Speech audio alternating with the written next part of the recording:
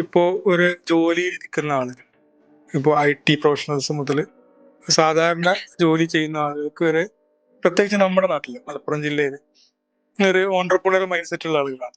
അത്തരം ആളുകൾ എങ്ങനെയാണ് ലക്ഷ്യം വെക്കേണ്ടത്? എങ്ങനെയാണ് അവർ ജോലി എന്ന അല്ലെങ്കിൽ സ്വന്തമായിട്ട് സ്ഥാപനം എന്നുള്ള അല്ലെങ്കിൽ ബിസിനസ് എന്നുള്ള സ്വപ്നത്തിലോട്ട് എത്തുന്നത്? അപ്പൊ എപ്പോഴും പറയുന്ന കാര്യം, ഒരു 3 തലമുറ കഴിഞ്ഞ് നമ്മൾ ആരാണെന്നുള്ളത് ഓർക്കാത്തൊരു തലമുറ ആയിരിക്കും ആ തലമുറ.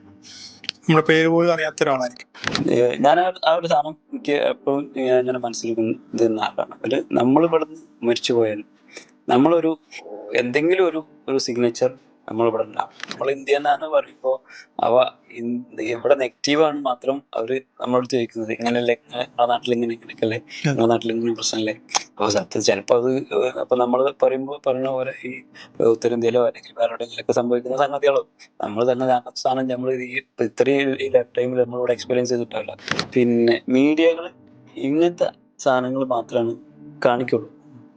അപ്പൊ നമ്മുടെ നാട്ടിലാണെങ്കിൽ ഒരു നാട് ഭംഗിയായിട്ട് വൃത്തിയായിട്ട് സമാധാനത്തിലൂടെ പോകുന്നു എന്ന് നിങ്ങൾ ഏത് ഒരു ചാനലും, ഒരു ഇന്റർനാഷണൽ ചാനലും, ഒരു ദേശീയ ചാനലും, ലോക്കൽ ചാനലും കാണാൻ കഴിയില്ല.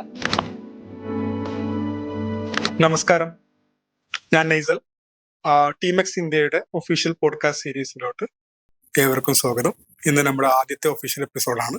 ഇന്നത്തെ എപ്പിസോഡിൽ നമ്മുടെ കൂടെയുള്ളത് ഒരു മാനേജ്മെന്റ് ലെവൽ എംപ്ലോയി ആയിട്ടിരുന്ന് ആ ഒരു സെക്യൂർ പൊസിഷൻ വിട്ട് ഒരു ഓണ്ടർപ്രണർ ജേർണി സ്റ്റാർട്ട് ചെയ്ത നമ്മുടെ ടീമെക്സ് മെമ്പറായ അബ്ദുൽ ജലീലാണ്.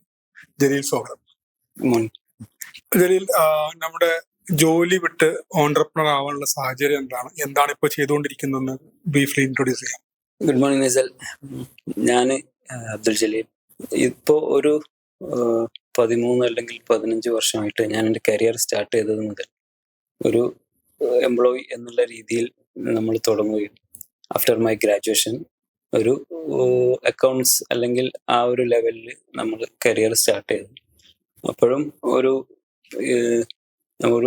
വളർച്ച വേണം എന്നുള്ള ഒരു ചിന്ത ഉണ്ടെങ്കിൽ കൂടി നമ്മുടെ ഒരു സാഹചര്യങ്ങൾ വെച്ച് അല്ലെങ്കിൽ നമ്മളൊരു പരിസ്ഥിതി അല്ലെങ്കിൽ ഈ ഒരു കമ്മ്യൂണിറ്റി ലെവൽ, നമ്മുടെ സമൂഹത്തിലൊരു ലെവൽ വെച്ചിട്ട് നമ്മൾക്ക് പറയുമല്ലോ പണ്ട് സ്കൂൾ പഠിക്കുമ്പോൾ നല്ലൊരു ജോലിക്ക് വേണ്ടി പഠിക്കാന്നുള്ളത്. അപ്പോൾ ആ ഒരു ജോലി എന്നുള്ളൊരു സാധനത്തിലേക്ക് അങ്ങനെ സ്വാഭാവികമായിട്ടും പോയി.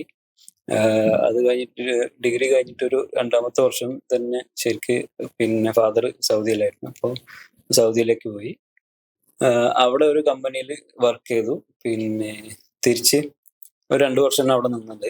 പിന്നെ തിരിച്ച് നാട്ടിലേക്ക് തന്നെ പോകും. നാട്ടില് നമ്മളൊരു ഫ്രണ്ട് അവര് പിന്നെ ഒരു പുതിയ സ്ഥാപനം തുടങ്ങുന്നത്. അപ്പൊ അതിലങ്ങനെ ഒരു ഓപ്പർച്യൂണിറ്റി പറഞ്ഞപ്പോൾ അതിലേക്ക് ജോയിൻ ആയി. ശരിക്ക് ഗൾഫിൽ നിന്ന് ഒഴിവാക്കി വന്ന് 4ാമത്തെ ദിവസമാണ് ജോലിക്ക് കയറി. ആ ഒരു ജോലി ലാസ്റ്റ് ഇൻ അറൗണ്ട് 13.5 വർഷമായിട്ട് ആ ഒരു ജോലിയിൽ കണ്ടിന്യൂ ചെയ്ത് പോകുന്നു. നേരത്തെ നമ്മൾ പറഞ്ഞ പോലെ ഒരു ടോപ്പ് ലെവൽ എംപ്ലോയി തന്നെയായിരുന്നു. ആ ഒരു സ്ഥാപനത്തിന്റെ ഫുൾ കൺട്രോൾ ജലീലിന്റെ കയ്യിലുണ്ടായിരുന്നത്. അപ്പോൾ ഒരു ഓണ്ടർപ്രണർ ജേർണി തന്നെ ആയിട്ട് അത് നമുക്ക് ട്രീറ്റ് ചെയ്യാൻ പറ്റും, നമ്മൾ ഇൻവെസ്റ്റ് ചെയ്തിട്ടില്ലെങ്കിൽ കൂടി. ഒരു ഓണ്ടർപ്രണർ എങ്ങനെയാണോ ഒരു ബിസിനസിനെ കൊണ്ടു നടക്കുന്നത് അതുപോലെ തന്നെ ആയിരിക്കും അത് കൊണ്ടു നടന്നിട്ടുണ്ടാവുക ഈ ഒരു 15 വർഷത്തോളം എന്ന് പറയുമ്പോൾ. പക്ഷെ അതിൽ ഒരു സെക്യൂരിറ്റി ഉണ്ട് ആ ഒരു ജേർണിയിൽ. ഈ ഒരു സെക്യൂരിറ്റിയിലായിരിക്കും നമ്മുടെ കുടുംബവും നമ്മുടെ എല്ലാ എക്സ്പെൻസസും എല്ലാം നമ്മൾ ട്രീറ്റ് ചെയ്ത് പോകുന്നത്. ആ ഒരു പൊസിഷനിൽ മാറിയിട്ട് സ്വന്തമായിട്ടൊരു സ്ഥാപനം, അതും ഇന്റർനാഷണൽ എക്സ്പോഷർ ഉള്ള ഒരു സ്ഥാപനത്തിലോട്ട്, ഇന്ത്യക്ക് പുറത്തുള്ള ഒരു സ്ഥാപനത്തിലോട്ട് മൂവ് ചെയ്യാനുള്ള ഒരു കാരണം എന്തായിരിക്കും? ആക്ച്വലി ശരിക്ക് നമ്മൾ ആ ഒരു ജോലി, ഇപ്പൊ ഞാനൊരു മാനേജ്മെന്റ് ലെവലിൽ നമ്മൾ ഡിസിഷൻ എടുക്കുന്നു, നമ്മൾ ആ ഒരു സ്ഥാപനം റൺ ചെയ്യുന്നു. അറൗണ്ട് നമ്മൾ സ്റ്റാർട്ട് ചെയ്യുന്ന സമയത്ത് അറൗണ്ട് 32 എംപ്ലോയീസ് ഉണ്ട്. അതായത് സെയിൽസിലായിട്ടും അക്കൗണ്ട്സിലായിട്ടും നമ്മൾ അവരെ മാനേജ് ചെയ്യുന്നു. നമുക്ക് അറൗണ്ട് ഒരു 1 CR plus monthly turn over ഉള്ള ഒരു ബിസിനസ് ആയിരുന്നു. അപ്പൊ ആ ഒരു 30+ എംപ്ലോയീസിന് ഈ ഒരു 1 CR above turn over monthly വരുന്നത്, ആ ഒരു ഇതൊക്കെ മാനേജ് ചെയ്യുമ്പോൾ അല്ലെങ്കിൽ അത് നമ്മൾ കൺട്രോൾ ചെയ്ത് നമ്മൾ പിന്നെ ഓരോ ഇയറിനും ഗ്രോത്തിലേക്കൊക്കെ വരുമ്പോൾ ശരിക്കും നമ്മളത് എൻജോയ് ചെയ്തിട്ട് തന്നെയാണ് ആ ജോലി ചെയ്തത്. ഈവൻ റെസ്പോൺസിബിലിറ്റി തീർച്ചയായിട്ടും നമുക്കുണ്ട്. പിന്നെ അപ്പൊ അത് നമ്മൾ എൻജോയ് ചെയ്തിട്ട് തന്നെയാണ് പോയത്. പക്ഷെ ഇതിൽ നിന്നും പിന്നെ ഗ്രാജുവലി ഇങ്ങനെ പോകുമ്പോൾ നമ്മൾ അതിൽ എനിക്ക് വേറൊരു ഇത് കിട്ടിയത് ഒരുപാട് യാത്ര ചെയ്യാനുള്ള ഒരുപാട് യാത്രകൾ ചെയ്യാനുള്ള ഞാൻ അറൗണ്ട് ഇപ്പൊ ഒരു 15 രാജ്യങ്ങളിൽ വരെ യാത്ര ചെയ്തിട്ട്. അപ്പൊ അവിടെ നിന്നിട്ടാണ് എനിക്ക് അതിനുള്ള ഒരു ഓപ്ഷൻ കിട്ടിയത്. ഞാൻ എന്റെ ഒരു ഫസ്റ്റ് ജോലിക്ക് പോയ സൗദി പോയി എന്നല്ല, അത് മാത്രമാണ് ഒരു പേഴ്സണലി അല്ലെങ്കിൽ നമ്മളൊരു ആവശ്യത്തിന് വേണ്ടിയിട്ട് പിന്നെ വിദേശത്ത് പോയത്. ബാക്കിയെല്ലാം നമ്മൾ ബിസിനസ്സുമായി ബന്ധപ്പെട്ട് അല്ലെങ്കിൽ ആ ഒരു ബിസിനസ്സിൽ നിന്നിട്ട് അവിടുന്ന് വരുന്ന ഓപ്പർച്യൂണിറ്റികളും പിന്നെ അങ്ങനെ 1-2 സ്ഥലങ്ങളൊക്കെ പോകുമ്പോൾ നമുക്ക് അടുത്ത ഒരു ഓപ്പർച്യൂണിറ്റി നമ്മൾ കാണും. അപ്പൊ ചിലപ്പോൾ നമ്മൾ പേഴ്സണലായിട്ട് തന്നെ അതിലേക്ക് പോകും. ചില സംഗതികൾ ഇന്ന സ്ഥലങ്ങളുണ്ട്, പിന്നെ മസ്റ്റ് വിസിറ്റ് കൺട്രീസ് എന്നൊക്കെ പറയുമ്പോൾ ആ ഒരു ശരിക്കും ഒരു ട്രാവൽ മോഡിലേക്ക് ഞാൻ വന്നത് ഈ ഒരു ജോലി വന്നിട്ടാണ്. ആ ഒരു മോഡിലേക്ക് വന്നു കഴിഞ്ഞപ്പോഴാണ് എന്താണ് ലോകം. നമ്മള് ഈ ഒരു പിന്നെ നമ്മള് ഇപ്പൊ കേരളത്തിനെ കുറിച്ച് പൊതുവെ പറയും പ്രബുദ്ധരായ ജനങ്ങളാണൊക്കെയാണ്. അത് ഒരു ട്രാപ്പാണെന്ന് വേണമെങ്കിൽ പറയാം. ഞാൻ എന്റെ ജീവിതത്തിൽ മനസ്സിലാക്കിയ ഒരു സാധനമാണ്. നമ്മൾ പുറത്തു പോകുമ്പോഴാണ് ആ ഒരു ട്രാപ്പ് ശരിക്കും നമ്മൾ ട്രാപ്പിലാണ്. ഇവിടെ ഉള്ള ആളുകൾ നമ്മളെങ്ങനെ മേ ബി അവരുടെ ആവശ്യത്തിനോ അല്ലെങ്കിൽ വേറെ എന്തെങ്കിലും ആവശ്യത്തിനോ നമ്മൾ ഉപയോഗപ്പെടുത്താൻ വേണ്ടി നമ്മളെങ്ങനെ സൂചിപ്പിച്ച് നിർത്തിയിട്ടില്ല എന്നുള്ളത് എനിക്ക് മനസ്സിലായത്.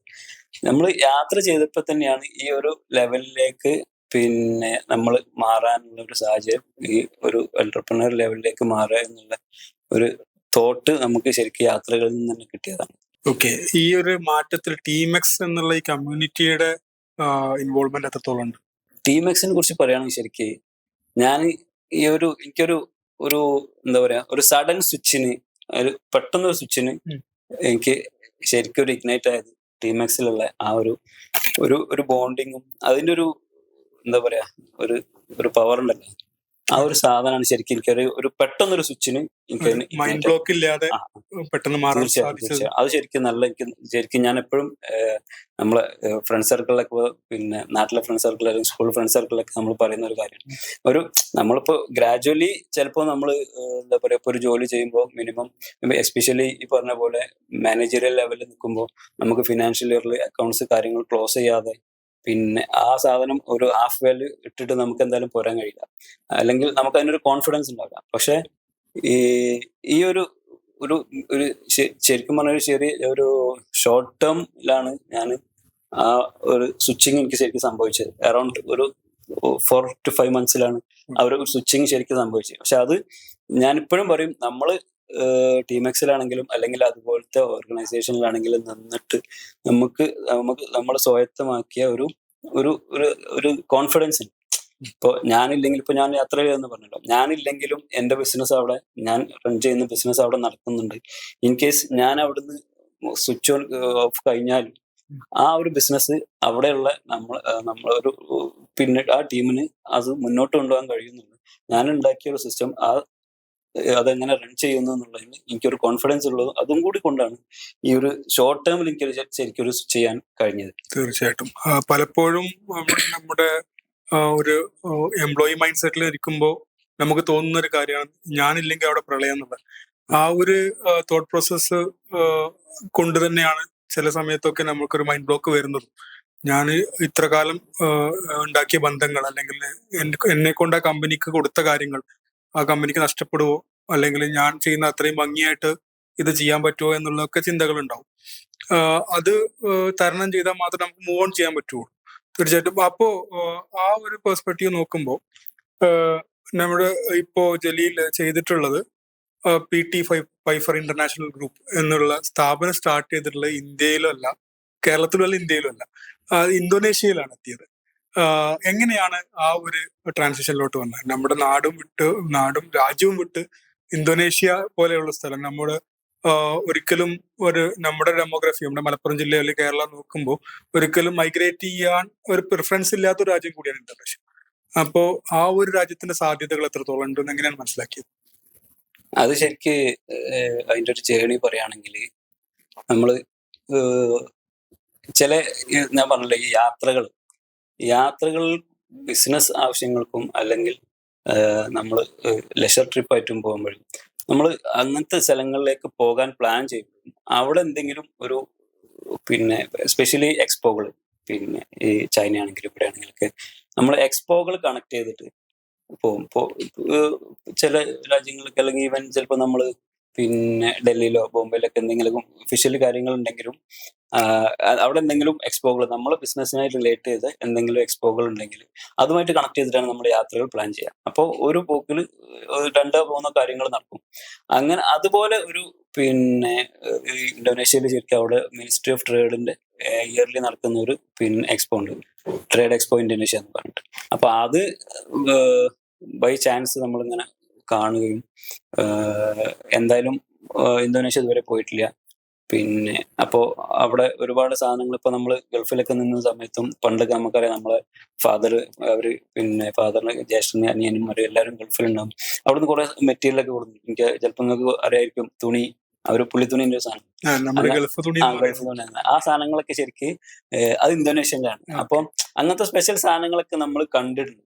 അപ്പോ അവിടെ ഈ ഒരു അവസരം കൂടി വന്നപ്പോ അത് രണ്ടും കൂടി യൂട്ടിലൈസ് ചെയ്തിട്ട് ഒന്ന് പോകാം എന്ന് കരുതിയിട്ടാണ് നമ്മൾ ശരിക്കും എക്സ്പോക്ക് പോയത്. പക്ഷെ അവിടെ ചെന്നപ്പോഴാണ് പിന്നെ അതിന്റെ ഒരു സംഗതികൾ, അതിന്റെ ഒരു അവസരങ്ങൾ മനസ്സിലാക്കിയപ്പോഴാണ് ലോകത്തിൽ 4ാമത്തെ 5ാമത്തെ ജനസംഖ്യയുള്ള രാജ്യമാണ് ഇന്ത്യനെ കുറിച്ച് എപ്പോഴും പറയും 140 ബില്യൺ പീപ്പിൾ ഉണ്ട്, ഇറ്റ്സ് എ മാർക്കറ്റ്. അതേപോലെ തന്നെ അതൊരു മാർക്കറ്റാണ്. ആ ഒരു യാത്രയിൽ നിന്നാണ് ശരിക്കും നമ്മൾ റിയലൈസ് ചെയ്തത്. അതുവരെ നമ്മളൊരു രാജ്യത്തിന് ശരിക്കും വിലയിരുത്തുക ഒന്നുകിൽ ഇപ്പൊ പ്രത്യേകിച്ച് സോഷ്യൽ മീഡിയ നോക്കും, അല്ലെങ്കിൽ നമ്മൾ ഈ ഇന്റർനാഷണൽ ട്രാവൽ ഒക്കെ ചെയ്യുമ്പോൾ ഈ കറൻസി കൺവേർഷൻ നോക്കും. ഇന്തോനേഷ്യന്റെ കറൻസി എന്ന് പറഞ്ഞാൽ ശരിക്കും ഇന്ത്യന്റെ ഒരു രൂപ എടുത്താൽ അവിടുത്തെ 190-200 രൂപന്റെ ആ ഒരു ബിറ്റ്വീനിൽ കിട്ടും. അപ്പൊ ആ ഒരു ക്രൈറ്റീരിയ ആണ് ശരിക്കും നമ്മൾ ഏത് രാജ്യത്തും നമ്മൾ എസ്പെഷ്യലി ഒരു ട്രേഡിൽ അല്ലെങ്കിൽ ഫിനാൻസ് അല്ലെങ്കിൽ ഒരു ബിസിനസ്സിൽ നിൽക്കുന്ന ആളുകൾ ആ കൺട്രീനെ വിലയിരുത്താൻ വേണ്ടിയിട്ട് നമ്മളൊരു ഇതാ നോക്കാം, കറൻസിന്റെ വാല്യൂ വെച്ചിട്ടാണ് നമ്മൾ നോക്കുക. പക്ഷെ ഈ സാധനം വെച്ച് നോക്കുമ്പോൾ ശരിക്കും നമുക്കത് നെഗറ്റീവ് ആണ്. പക്ഷെ ഈ ഒരു ഇത്രയും ജനങ്ങളുള്ള ഒരു രാജ്യം, ഒരു മാർക്കറ്റ്, അത് ശരിക്കും ഞങ്ങൾക്കൊരു പോസിറ്റീവായിട്ട് തോന്നി. പിന്നെ അവിടെ പോയപ്പോ ആ എക്സ്പോയിൽ പങ്കെടുത്ത് ഓരോ ഫാക്ടറി കമ്പനികൾ അല്ലെങ്കിൽ ഓരോ പ്രൊഡക്റ്റുകൾ കാണുമ്പോൾ ശരിക്കും നമ്മളിങ്ങനെ ആലോചിക്കും അപ്പോൾ നമ്മൾ അത് കമ്പയർ ചെയ്യുന്നത് ഈ 190 ഇന്ത്യന്റെ ഒരു രൂപയ്ക്ക് 190 രൂപയുള്ള ഒരു ദരിദ്ര രാഷ്ട്രത്തിന്റെ എന്ന് നമ്മൾ വിചാരിച്ചിരുന്ന ആ ഒരു രാജ്യത്ത് ചെന്നപ്പോഴാണ് അവിടുത്തെ ഇൻഫ്രാസ്ട്രക്ചറും അല്ലെങ്കിൽ അവരുടെ ക്വാളിറ്റി ഓഫ് ലൈഫ് അത് ശരിക്കും ഞങ്ങളെ നല്ല ഒരു എന്താ പറയാ സ്ട്രൈക്ക് ചെയ്ത ഒരു സാധനമാണ് ഞങ്ങൾ പോയപ്പോൾ. അത് ഇതൊരു ചിന്തിക്കേണ്ട വിഷയം തന്നെയാണ്. കാരണം നമ്മുടെ സാധാരണക്കാരെ സംബന്ധിച്ച് ഇന്തോനേഷ്യ എന്ന് പറഞ്ഞ ബാലി എന്നുള്ള ഒരു കൺസെപ്റ്റ് മാത്രമാണ്. ആ രാജ്യം എങ്ങനെയാണ് ഇപ്പോൾ പുരോഗതിയാണ് എന്ന് പറയുന്നത് നമ്മുടെ കേരളമോ അല്ലെങ്കിൽ ഇന്ത്യയുമായിട്ട് കമ്പയർ ചെയ്യുമ്പോൾ എത്രത്തോളം ലൈഫ് സ്റ്റൈൽ അവിടെ മാറ്റമുണ്ട്? അവിടെ ശരിക്ക് ഒരു ലൈഫ് സ്റ്റൈലിനേക്കാളും ഞങ്ങളതിൽ അവിടെ എക്സ്പീരിയൻസ് ചെയ്തത് അല്ലെങ്കിൽ ഞങ്ങൾ അനുഭവിച്ചത് അവരുടെ ഒരു ക്വാളിറ്റി ഓഫ് ലൈഫാണ് ശരിക്ക്, അല്ലെങ്കിൽ ഒരു കൾച്ചർ. വിദ്യാഭ്യാസം വെച്ച് നോക്കുകയാണെങ്കിൽ ചിലപ്പം നമ്മളെപ്പോഴും കമ്പയർ ചെയ്യാൻ ശരിക്ക് കേരളമായിട്ട് നമ്മൾ ജീവിച്ച സാഹചര്യം. പിന്നെ അത് മാത്രമല്ല, നമ്മൾ കേരളം വിട്ട് അല്ലെങ്കിൽ ഇന്ത്യ വിട്ടു പോകാന്ന് പറഞ്ഞാൽ തന്നെ കേരളം വിട്ടു പോകുക നേരെ ദുബായ് അല്ലെങ്കിൽ ഗൾഫ് രാജ്യങ്ങളായിട്ടാണ് നമ്മൾ കമ്പയർ ചെയ്യാം. നമ്മളെ തന്നെ കമ്പയർ ചെയ്യാൻ ശരിക്കും ഗൾഫ് രാജ്യങ്ങളായിട്ടാണ്. ആ ഒരു സ്റ്റാൻഡേർഡിൽ ജീവിക്കുന്നവരാണ് നമ്മൾ. അതിന്റെ ഒരു ഗൾഫിന്റെ എഫക്ട് ഉണ്ടെങ്കിൽ കൂടി ഒക്കെ നമ്മൾ കൺമുന്നിൽ എക്സ്പീരിയൻസ് ചെയ്ത കാര്യമാണ് ഗൾഫിന്റെ എഫക്ട് കേരളത്തിൽ എന്താന്നുള്ളതൊക്കെ. നമുക്ക് അതിൽ കുറച്ച് അഭിമാനം കൂടുതലുണ്ട്. അപ്പൊ നമ്മൾ ആ ഒരു കമ്പയർ ചെയ്യുമ്പോൾ ശരിക്കും നമ്മൾ കമ്പയർ ചെയ്യുന്നത് ആ ഒരു ഇത് വെച്ചിട്ടാണ്. പക്ഷെ അവിടെ നമ്മൾ ചെല്ലുമ്പോൾ അവരുടെ ഒരു ലൈഫ് സ്റ്റൈൽ, ഒരു എന്താ പറയാ, ഒന്നിനും ആരോടും ഒരു തിരക്കില്ല, ഒരു അറിവറിയില്ല. ഇപ്പൊ സിറ്റിയിൽ ഇപ്പൊ ഞങ്ങൾ പോയത് സിറ്റി ആണെങ്കിലും പിന്നെ ഞങ്ങൾ അവിടുന്ന് ഒരു 15 ദിവസം കാർ എടുത്തിട്ട് ഒരുവിധം വലിയ സിറ്റികളും ആ സിറ്റികളിലേക്ക് കണക്ട് ചെയ്യാൻ ഫുള്ള് ഞങ്ങൾ ടോൾ റോഡ് അല്ലെങ്കിൽ എക്സ്പ്രസ് ഹൈവേ ഒഴിവാക്കിയിട്ട് ഫുള്ള് ഗ്രാമങ്ങളിലൂടെ പോയി. അവിടെ ജനങ്ങളുടെ ഒരു ലൈഫ് സ്റ്റൈലും അല്ലെങ്കിൽ അവരുടെ ഒരു എന്താ പറയാ ഒരു സിംപ്ലിസിറ്റി, ശരിക്കും അതാണ് നമുക്ക് കറക്റ്റ് പറഞ്ഞാല് നമ്മൾ എത്രത്തോളം വിദ്യാഭ്യാസം ഉണ്ടെന്നോ അല്ലെങ്കിൽ നമ്മളിപ്പോ കൾച്ചേർഡ് ആണെന്ന് പറയുന്നുണ്ടെങ്കിലോ അതിനേക്കായൊക്കെ ഉപരി അവര് ആ ഒരു രീതിയിൽ ജീവിക്കുന്ന കാണുമ്പോൾ നമ്മളൊക്കെ ശരിക്കും ഇപ്പം നമുക്ക് തോന്നും. സ്പെഷ്യലി നമ്മൾ ആദ്യം കാണുന്ന ട്രാഫിക് കൾച്ചറാണ്. ഓണടിക്കുന്ന ഒരു അനാവശ്യ അത്യാവശ്യത്തിന് മാത്രം ഓണടിക്കുക എന്നല്ലാതെ ഇപ്പൊ നമ്മള് ഇപ്പൊ ഓവർടേക്ക് ചെയ്ത് അങ്ങനത്തെ സംഗതികളൊന്നുമില്ല. വേറൊരാളെ ബുദ്ധിമുട്ടിച്ചിട്ട് എനിക്ക് മുന്നോട്ട് പോകണം എന്നുള്ള ചിന്താഗതി ഇല്ലാത്ത മനുഷ്യന്മാരാണ്. ഓക്കെ, ഇനി നമുക്ക് ആ ഒരു രാജ്യത്തിനെ കുറിച്ച് പൊതുവെ ചിത്രം കിട്ടി. ഇനി എന്താണ് PT പൈഫർ ഇന്റർനാഷണൽ ഗ്രൂപ്പ്. എന്താണ് അതിന്റെ ആക്ടിവിറ്റീസ്? PT പൈഫർ എന്ന് പറഞ്ഞാല് ഞങ്ങള് നമ്മുടെ ടീമെക്സിൽ തന്നെയുള്ള 4 മെമ്പേഴ്സ് കൂടിയിട്ട് ടീമെക്സിന്റെ കോർ വാല്യൂ കീപ്പ് ചെയ്യുന്ന, കൊളാബറേഷൻ എന്ന കോർ വാല്യൂ കീപ്പ് ചെയ്തിട്ട് അതിൽ സ്റ്റിക്ക് ഓൺ ചെയ്തിട്ട് നമ്മൾ 4 പേർക്കും ഓൾറെഡി ഓരോ ബിസിനസ് ഉണ്ട്, 1ഉം 2ഉം ബിസിനസ് ഉള്ള പാർട്ട്നേഴ്സ് കൂടെ ഉണ്ട്. അതിൽ സ്റ്റിക്ക് ഓൺ ചെയ്തിട്ട് നമ്മളെ 4 പേരുടെ എക്സ്പീരിയൻസ് അത് ഷെയർ ചെയ്തിട്ട് കൊളാബറേറ്റ് ചെയ്തിട്ട് ഒരു പുതിയ സംരംഭം, അല്ലെങ്കിൽ നമ്മൾ 4 പേര് ചെയ്യുന്ന എന്ത് ബിസിനസ് ആണോ ചെയ്യുന്നത് ആ ഒരു കാറ്റഗറി ബിസിനസ് നമുക്ക് അവിടെ എക്സ്പാൻഡ് ചെയ്യാൻ കഴിയും എന്നുള്ള ഒരു പഠനത്തിന്റെ പുറകിലാണ് ഈ ഒരു PT പൈഫർ ഇന്റർനാഷണൽ എന്ന് പറഞ്ഞ ഒരു കമ്പനി അവിടെ ഉണ്ടായത്. ഈ രാജ്യം പുറത്തുള്ള ബിസിനസ്സുകാരെ വെൽക്കം ചെയ്യുന്ന രാജ്യമാണോ? അതിനുള്ള സൗകര്യങ്ങളും ഇൻഫ്രകളും ഒക്കെ നമുക്ക് പെട്ടെന്ന് ആക്സസിബിൾ ആണ്? അതിപ്പോ ശരിക്ക് നമ്മൾ പറയുകയാണെങ്കിൽ അവര് ഒരു മിനിസ്റ്റീരിയൽ ലെവലിൽ അല്ലെങ്കിൽ അവരൊരു പോളിസി ലെവലിൽ അവർ ഇൻവെസ്റ്റേഴ്സിന് ശരിക്കും നല്ല വെൽക്കം ചെയ്യുന്നുണ്ട്. ഇപ്പോൾ അത് നമ്മൾ ഈ എക്സ്പോക്കൊക്കെ പോകുമ്പോൾ നമുക്കത് എക്സ്പീരിയൻസ് ചെയ്യുന്നുണ്ട്. ബിക്കോസ് നമ്മൾ പോയ ടൈമിൽ അവർ പ്രസിഡന്റാണ് എക്സ്പോയിൽ ഉദ്ഘാടനം ചെയ്യാറുള്ളത്. നിങ്ങൾക്ക് ചിന്തിക്കാൻ പറ്റില്ല, ഈവൻ നമ്മളെ പ്രസിഡന്റ് അല്ലെങ്കിൽ നമ്മളെ പ്രധാനമന്ത്രി ഒരു ബിസിനസ് എക്സ്പോ ഇനാഗ്രേഷൻ ചെയ്യാൻ പറ്റുമെന്ന് പറഞ്ഞാൽ ഏത് കാലത്താണെങ്കിലും, ആദ്യമാണെങ്കിലും ഇപ്പോഴാണെങ്കിലും നമുക്ക് ആ ഒരു ലെവലിൽ നമുക്ക് ചിന്തിക്കാൻ പറ്റും. Maximum may be minister of trade അല്ലെങ്കിൽ കൊമേഴ്ഷ്യൽ അഫയേഴ്സ് വന്നാൽ, അല്ലാന്നുണ്ടെങ്കിൽ ഇറ്റ്സ് ഗോ ത്രൂ അതിന്റെ സെക്രട്ടറി അല്ലെങ്കിൽ ആ ഒരു ലെവലിലുള്ള ആളുകൾ ഉണ്ടാവും.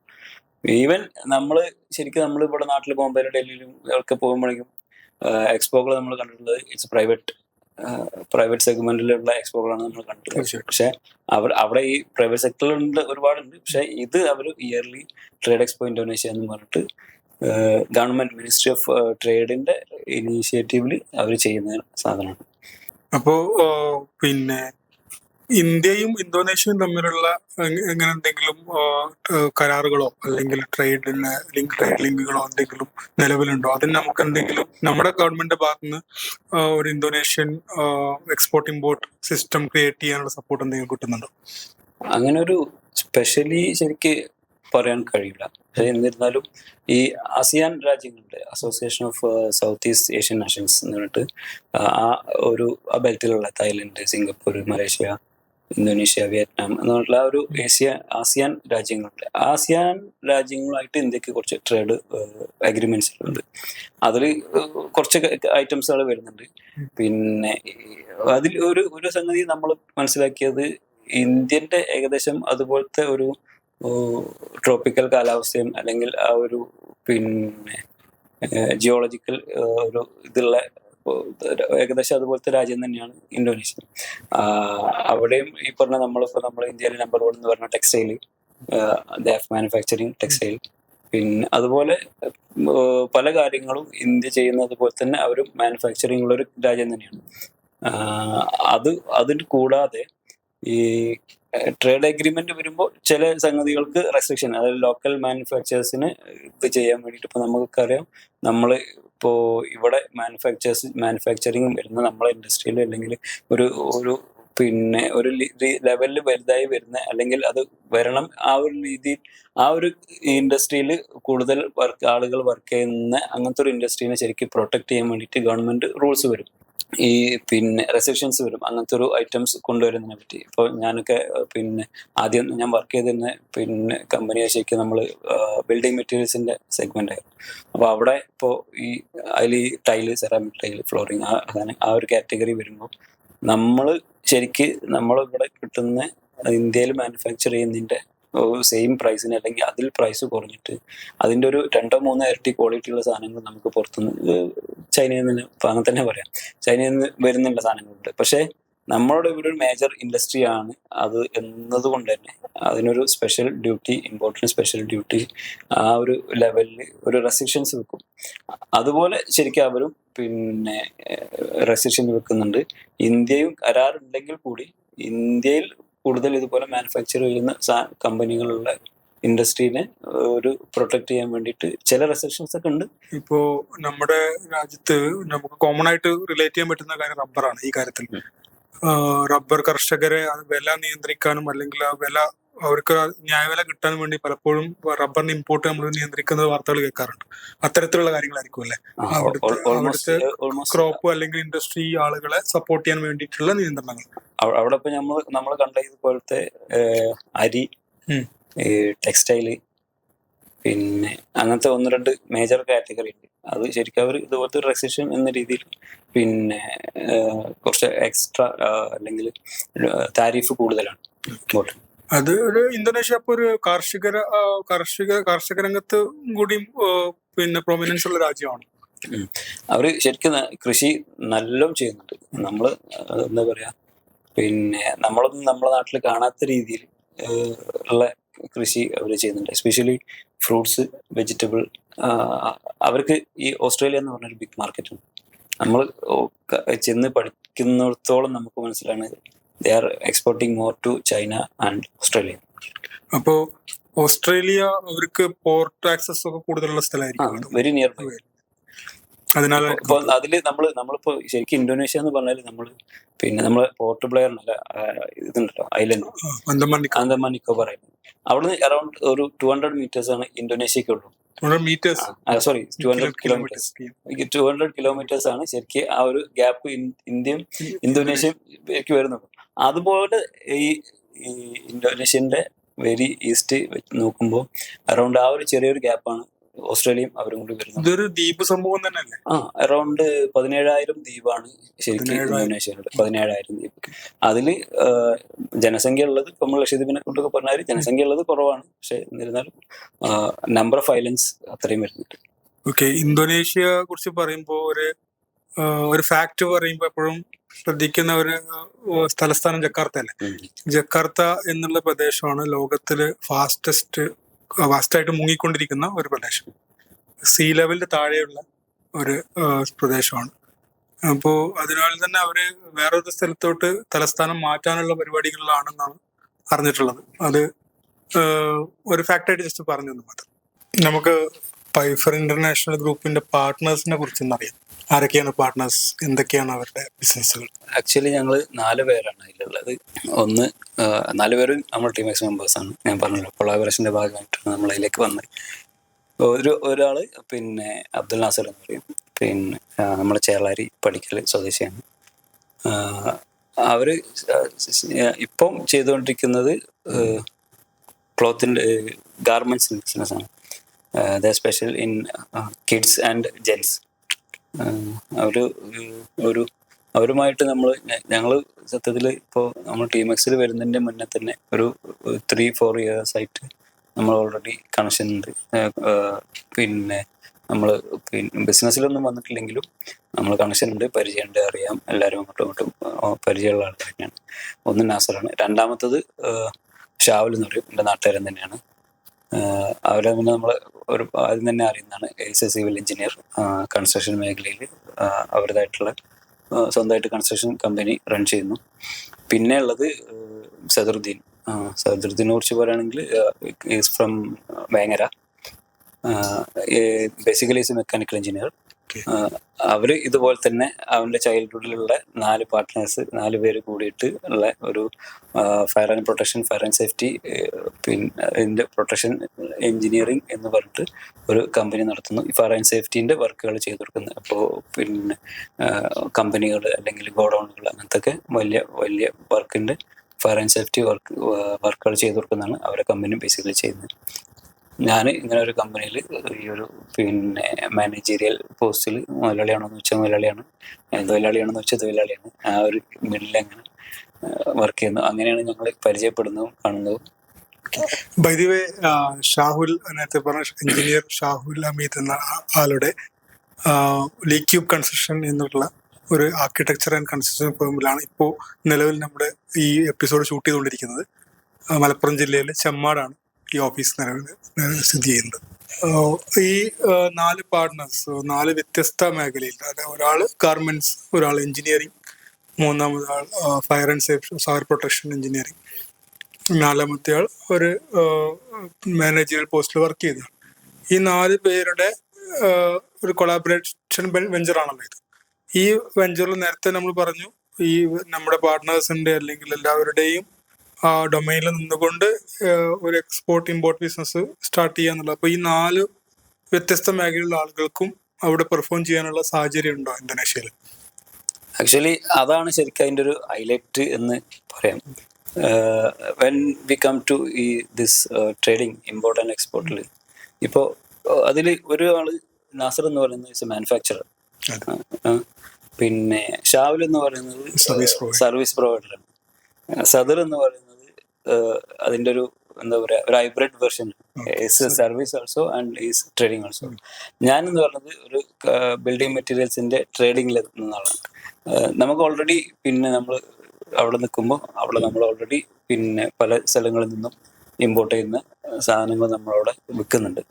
അപ്പോൾ ആ ഒരു എക്സ്പീരിയൻസും കൂടി ഇൻക്ലൂഡ് ചെയ്തിട്ട് ഇപ്പൊ 4 പേരുടെ 4 ഒരു പിന്നെ 4 ആംഗിളിലുള്ള ഒരു പിന്നെ എക്സ്പീരിയൻസ് ഉണ്ട്. അത് ശരിക്കും നമുക്ക് വളരെ ഭയങ്കരമായിട്ട് നമ്മളെ ഒരു ഈ ഒരു പിന്നെ ഒരു ജേണിയിൽ നമുക്ക് ശരിക്കും ഭയങ്കരമായിട്ട് യൂസ്ഫുൾ ആയ ഒരു സാധനമാണ്.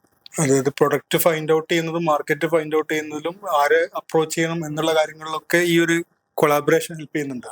അപ്പോൾ നമ്മൾ ഇൻ കേസ് നമ്മളൊരു പിന്നെ ഒരു കമ്പനി ഒരു മാനുഫാക്ചറുടെ കയ്യിൽ അല്ലെങ്കിൽ ഒരു മാനുഫാക്ചറുടെ അടുത്ത് പോകുമ്പോൾ നമ്മൾ എങ്ങനെ അപ്രോച്ച് ചെയ്യണം, പിന്നെ അല്ലെങ്കിൽ ഒരു നമ്മളതായിട്ടുള്ള ഒരു OEM-ൽ ഒരു പ്രൊഡക്ഷൻ എടുക്കുമ്പോൾ ആ ഒരു മാനുഫാക്ചറുടെ കയ്യിൽ എങ്ങനെ പോകണം, നമ്മളൊരു കമ്പനി പോയിട്ട് പർച്ചേസ് ചെയ്യുമ്പോൾ അപ്പോൾ ഒരു ട്രേഡർ എന്നുള്ള രീതിയിൽ നമുക്ക് നമ്മളെ എക്സ്പീരിയൻസ് പാസ്റ്റ് എക്സ്പീരിയൻസ് ഒരു ബാർഗനിങ്ങിന് ഉപയോഗപ്പെടുത്തും.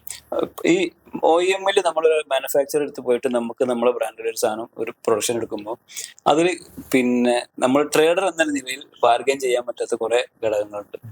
ട്രേഡർമാർ ട്രേഡിങ് നമ്മൾ ചെയ്യുമ്പോൾ ഇപ്പൊ നമ്മളൊരു കമ്പനിയിൽ ഒരു മാനുഫാക്ചർ എടുത്ത് പോവുകയാണെങ്കിൽ തന്നെ നമ്മൾ അവരുടെ അടുത്ത് ആദ്യം പിന്നെ അവരുടെ സാധനങ്ങൾ നോക്കും, ക്വാളിറ്റി നോക്കും, then we go for pricing. അപ്പോൾ നമ്മൾ പ്രൈസിങ്ങിലേക്ക് പോകുമ്പോൾ നമ്മൾ ബാർഗൻ ചെയ്യും, പരമാവധി ബാർഗൻ ചെയ്തിട്ട് പല ടേംസും വെച്ചിട്ട് ക്വാണ്ടിറ്റി, പ്രൈസ് അല്ലെങ്കിൽ ക്യാഷ് ആൻഡ് ക്യാരി, അങ്ങനെ പല ടേംസും വെച്ചിട്ട് നമ്മൾ ബാർഗൻ ചെയ്യും.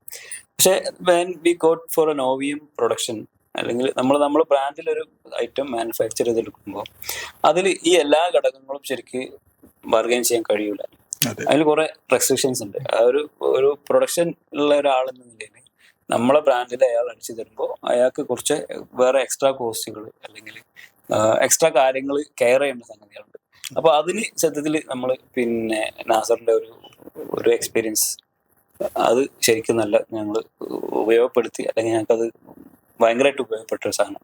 ഓക്കെ, ഇപ്പോ ചൈനയുമായിട്ട് ഉള്ള ബിസിനസ്, ചൈനയിലുള്ള കമ്പനികളായിട്ട് ബിസിനസ് ജലീൽ മുന്നേ ചെയ്തിട്ടുണ്ട്. അപ്പോൾ അതൊരു ഇൻഫ്രാസ്ട്രക്ചർ സെറ്റ് ചെയ്തിട്ട് ഒരു ഗവൺമെന്റ് പോളിസി പ്രകാരം സെറ്റ് ചെയ്തിട്ടുള്ള ഒരു രാജ്യമാണല്ലോ ചൈന. അവർക്ക് എക്സ്പോർട്ട് മാർക്കറ്റിനെ മാത്രം കണ്ടുകൊണ്ടുള്ള ഒരു കമ്മ്യൂണിറ്റിയാണ്. അപ്പോൾ അവിടുന്ന് മാറി ഇന്തോനേഷ്യയിലോട്ട് ഫോക്കസ് ചെയ്യുമ്പോൾ എത്രത്തോളം വ്യത്യാസമുണ്ട് മാർക്കറ്റ്? എങ്ങനെയാണ് അവിടുത്തെ മാർക്കറ്റ്? നമുക്ക് അപ്രോച്ചബിലിറ്റി ഉണ്ടോ? അതോ ഇപ്പൊ ചൈനയില് നമുക്കറിയാം ഓരോ ഇലക്ട്രോണിക്സ് മേഖലക്കാണെങ്കിൽ ഒരു ഏരിയ ഉണ്ട്, വാഹനങ്ങൾക്കാണെങ്കിൽ വേറൊരു ഏരിയ ഉണ്ട്, ടെക്സ്റ്റൈൽസിന് വേറെ ഏരിയ ഉണ്ട്, അങ്ങനെ ഓരോ ഏരിയ തന്നെ സെറ്റ് ചെയ്തിട്ടുണ്ട്. അതുപോലെയുള്ള എന്തെങ്കിലും ഇനീഷ്യേറ്റീവ്സ് അവിടുത്തെ ഗവൺമെന്റ്സ് എടുത്തിട്ടുണ്ടോ? അവിടെ ശരിക്ക് ഇതുപോലത്തെ പറഞ്ഞ മാർക്കറ്റുകളുണ്ട്, ഓരോ സിറ്റി ബേസ് ചെയ്തിട്ട്, പിന്നെ അല്ലെങ്കിൽ ഓരോ കാറ്റഗറി ബേസ് ചെയ്തിട്ട്. ഇപ്പൊ അവിടെ ശരിക്കും അവര് നമ്മളിവിടെ സിറ്റി പറയുന്നതിനേക്കാളും അവര് യൂസ് ചെയ്യുക ഐലൻഡാണ്. ഇപ്പോ പിന്നെ സുമാത്ര ഐലൻഡ്, ജാവ ഐലൻഡ്, കിളിമന്താൻ, അങ്ങനെ ഐലൻഡ് ബേസ് ചെയ്തിട്ടാണ് കുറെ ബിസിനസ്സുകൾ അല്ലെങ്കിൽ കാറ്റഗറൈസ് ഉള്ളത്. അവരെ ജിയോഗ്രഫിയിലനുസരിച്ചുള്ള സാധനങ്ങളാണ് അവർ, പിന്നെ അങ്ങനെയാണ് അവർ ഡൈവേഴ്സിഫൈ ചെയ്തിട്ടുള്ളത്.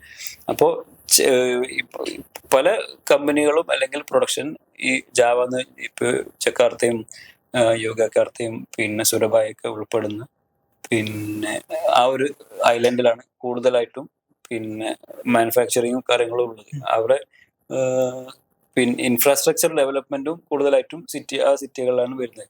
പക്ഷെ അവർക്കുള്ള ഒരു പ്രശ്നം എന്ന് വെച്ചാൽ, പ്രശ്നം എന്നല്ല, ഇപ്പൊ നമ്മളൊരു ലോക്കൽ ഒരു സംസാരത്തിൽ പറയുകയാണെങ്കിൽ 2-3 ദിവസം അടുപ്പിച്ച് മഴ ചെയ്താൽ വെള്ളത്തിലാവും. പക്ഷെ അതിനുള്ള തരണം ചെയ്യാനുള്ള ഇൻഫ്രാസ്ട്രക്ചർ അവർ ശരിക്കും ഇങ്ങനെ കൈകാര്യം ചെയ്ത് വരുന്നുണ്ട്. നമ്മളൊക്കെ പോയി പറഞ്ഞ ബോംബെയിലാണെങ്കിലും ഡൽഹിയിലാണെങ്കിലും രാവിലെ മഴ ചെയ്ത് വൈകുന്നേരം വരെ മഴ ചെയ്താൽ പിന്നെ അവിടെ വെള്ളമായി. നമ്മൾ എക്സ്പീരിയൻസ് കൊച്ചി അടക്കം അങ്ങനെ തന്നെയാണ്. പക്ഷെ ആ വെള്ളം സ്വാഭാവികമായിട്ടുമുള്ള സ്ഥലങ്ങളിലേക്ക് ഒഴുകി പോവാന്നല്ലാതെ അതിനൊരു ഡ്രെയിനേജ് സംവിധാനം, ഡ്രെയിനേജോ അല്ലെങ്കിൽ സ്ട്രക്ചേർഡ് ആയിട്ടുള്ള ഒരു ഇതോ അല്ലെങ്കിൽ ആ വെള്ളം സക്ക് ചെയ്തിട്ട് പോയ അങ്ങനെ സാധനങ്ങളൊന്നും നമ്മൾ ഇവിടെ ശരിക്ക് ഒരു ഗവൺമെന്റ് തലത്തിൽ അല്ലെങ്കിൽ ഒരു മുനിസിപ്പാലിറ്റി അല്ലെങ്കിൽ ഒരു കോർപ്പറേഷൻ ഇതിൽ നമ്മൾ കണ്ടിട്ടില്ല. ഇപ്പൊ ലാസ്റ്റ് മന്ത് ഞാൻ ബോംബെയിൽ എക്സ്പോക്ക് പോയപ്പോ ആ മഴ പെയ്ത സമയത്തായിരുന്നു. പക്ഷെ അവിടെ ആ വെന്യൂല് അവർ ഈ സാധനം ചെയ്യുന്നുണ്ട്. ഇപ്പൊ നമ്മൾ വളരെ ഒരു നല്ല ഇതിൽ സക്ക് ചെയ്തിട്ട് ആ വെള്ളം അവരവിടെ കൊണ്ടുവന്നിട്ടുണ്ട്. അത് പ്രൈവറ്റ് പ്രോപ്പർട്ടി ആയതുകൊണ്ട് ആയിരിക്കാമെന്ന് ഞാൻ മനസ്സിലാക്കുന്നു. അങ്ങനെ ഒരു ഇൻഫ്രാസ്ട്രക്ചർ ശരിക്കും അവിടെ ചെയ്യുന്നു. അവര് ഡെവലപ്പായി വരുന്നുണ്ട്, പ്രൊഡക്ഷൻ ഉണ്ട്. പക്ഷെ അവര് എന്താ പറയാ, അത്ര ഒരു ഗവൺമെന്റ് ഇനിഷ്യേറ്റീവ് എടുക്കുന്നുണ്ടെങ്കിലും അവർക്ക് ഇപ്പോൾ പറഞ്ഞ പോലെ ബ്യൂറോക്രസി ഹഡിൽസ് നമ്മളിവിടത്തേനേക്കാളും കൂടുതൽ എന്ന് വേണമെങ്കിൽ, അല്ലെങ്കിൽ കമ്പയർ ചെയ്യുമ്പോൾ കുറച്ച് കൂടുതലായിട്ട് നമുക്ക് ഫീൽ ചെയ്യുന്നുണ്ട്.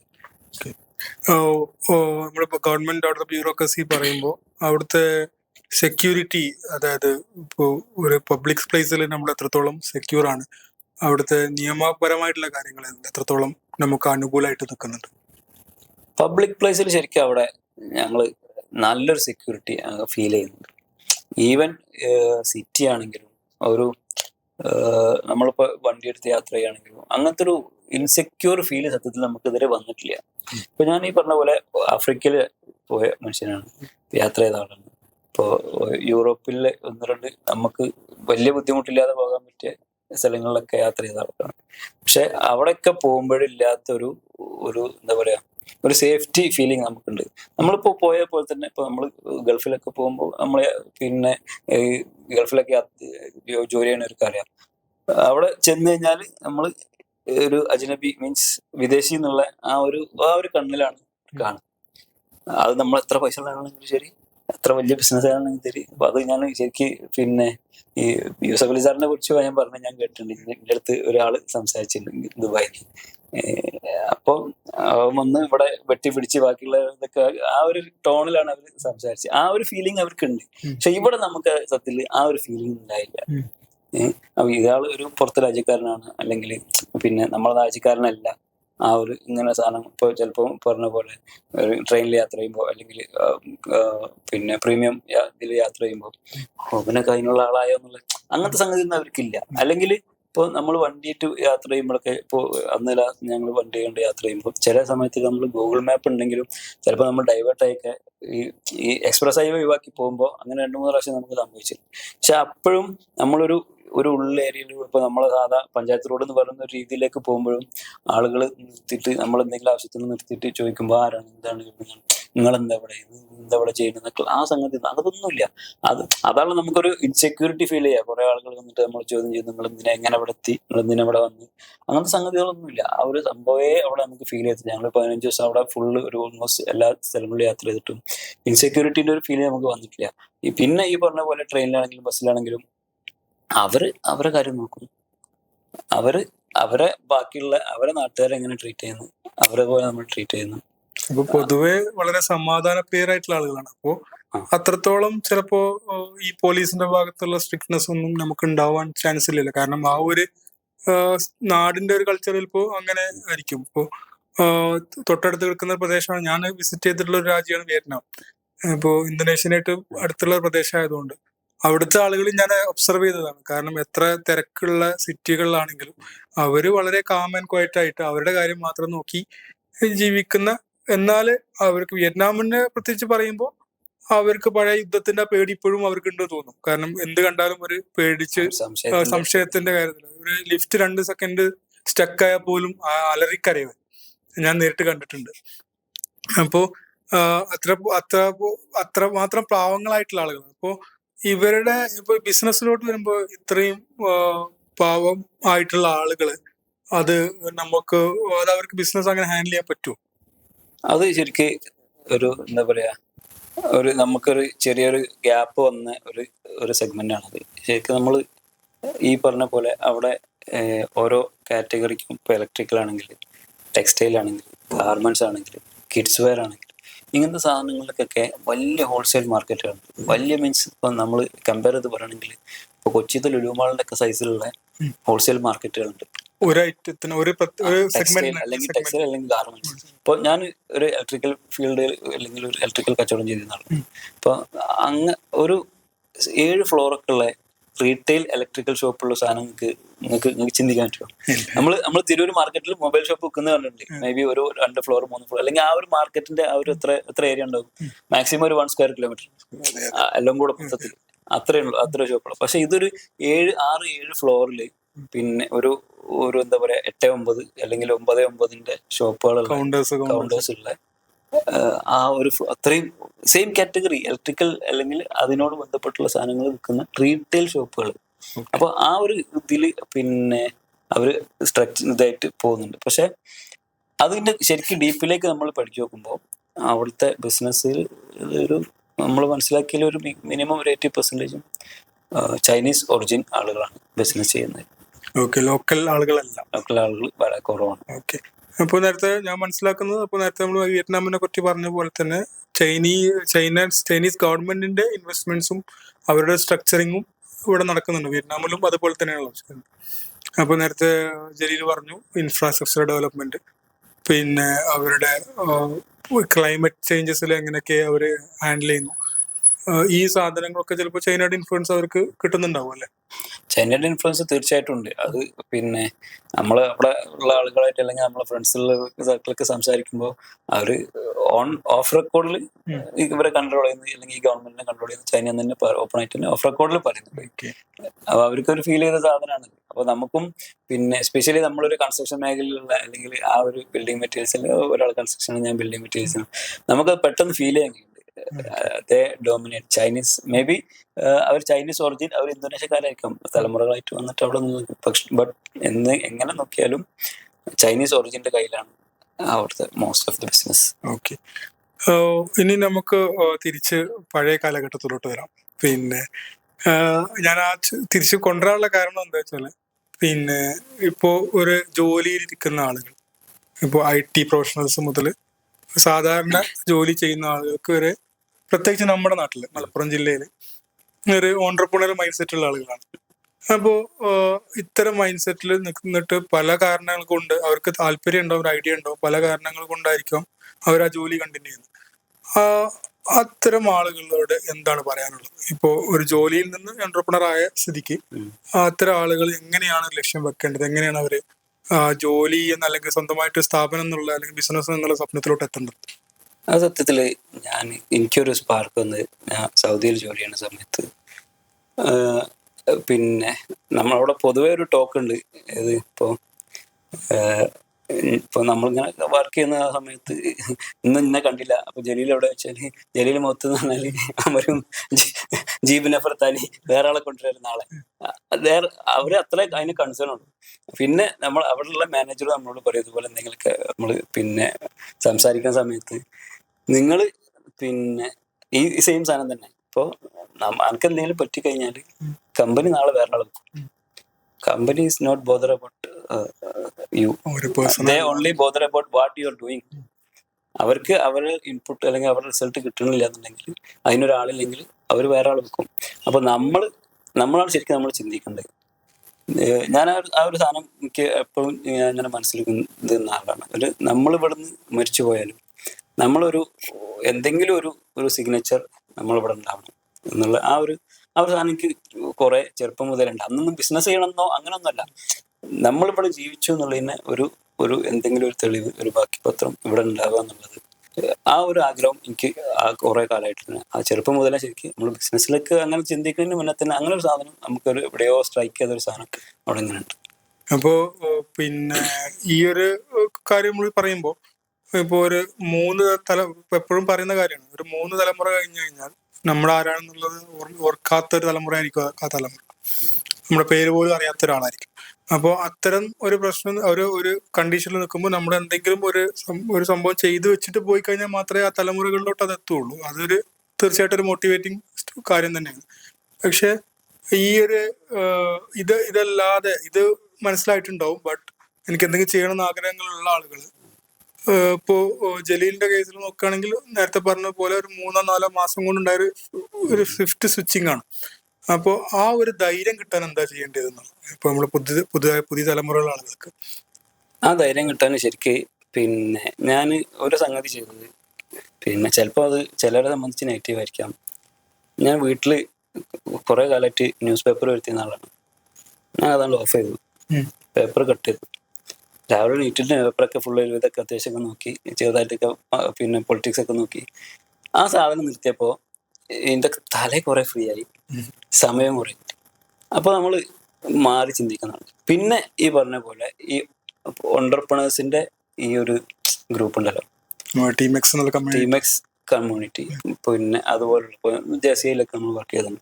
അതിലൊക്കെ പിന്നെ നമ്മൾ കാണുന്നത് ഒന്നുകിൽ അവരുടെ മേഖലയിൽ മേ ബി ബിസിനസ്, അല്ലെങ്കിൽ ടീച്ചേഴ്സ്, അല്ലെങ്കിൽ ഡോക്ടേഴ്സ്. ഇപ്പൊ ജെസിയിലൊക്കെ ആണെങ്കിൽ നമ്മൾ പരിചയമുള്ള ഡോക്ടേഴ്സ് ഉണ്ട്. അപ്പോൾ അവര് വരുമ്പോൾ അവര് ഒരു സ്വയം നിൽക്കുന്നു. അവര് ഉള്ളിൽ എങ്ങനെയാണ് സ്ട്രഗിൾ ഉണ്ടോന്ന് നമുക്കറിയാം. ബട്ട് നമ്മൾ ആ ഒരു ഗ്രൂപ്പിൽ നിൽക്കുമ്പോൾ ദേ ആർ ഡോമിനേറ്റിംഗ്, നമ്മൾക്കായി ഒരു പടി മുകളിൽ നിൽക്കുന്നത് കാണുമ്പോൾ എന്തുകൊണ്ട് നമുക്ക് അങ്ങനെ പോയിക്കൂടാ. അപ്പോൾ അങ്ങനെ പിന്നെ ഒരു ഗ്രൂപ്പിൽ നിൽക്കുമ്പോൾ ഇപ്പൊ ഞാൻ വേറൊരാളെ പിന്നെ സ്റ്റോറി കേട്ടിട്ടുണ്ട്. ഈ തിരുവങ്ങാടി പ്രദേശത്തുള്ള ഒരാളാണ്. ഇതുപോലെ പുള്ളിക്ക് എന്താ പറയാ, ഒരു ജെൻസ് വെയറിന്റെ കച്ചവടം തുടങ്ങണം. അപ്പോൾ ആരോ കേട്ടിട്ട് ബോംബെയിൽ സാധനം കിട്ടും എന്ന് കേട്ടിട്ട് 2 ബാഗും കുറച്ച് പൈസ എടുത്തിട്ട് വൈകുന്നേരം പരപ്പനാടി പോയിട്ട് ബോംബെക്കുള്ള ട്രെയിനിൽ കയറുന്നു. എനിക്ക് ഹിന്ദി അറിയില്ല, ബോംബെയിൽ എവിടെ പോകേണ്ടതെന്ന് അറിയില്ല, ബോംബെയിൽ എവിടെ സാധനം വാങ്ങാൻ കിട്ടുമെന്ന് അറിയില്ല, എവിടെ പോയിട്ട് എവിടെ നിൽക്കാന്ന് അറിയില്ല.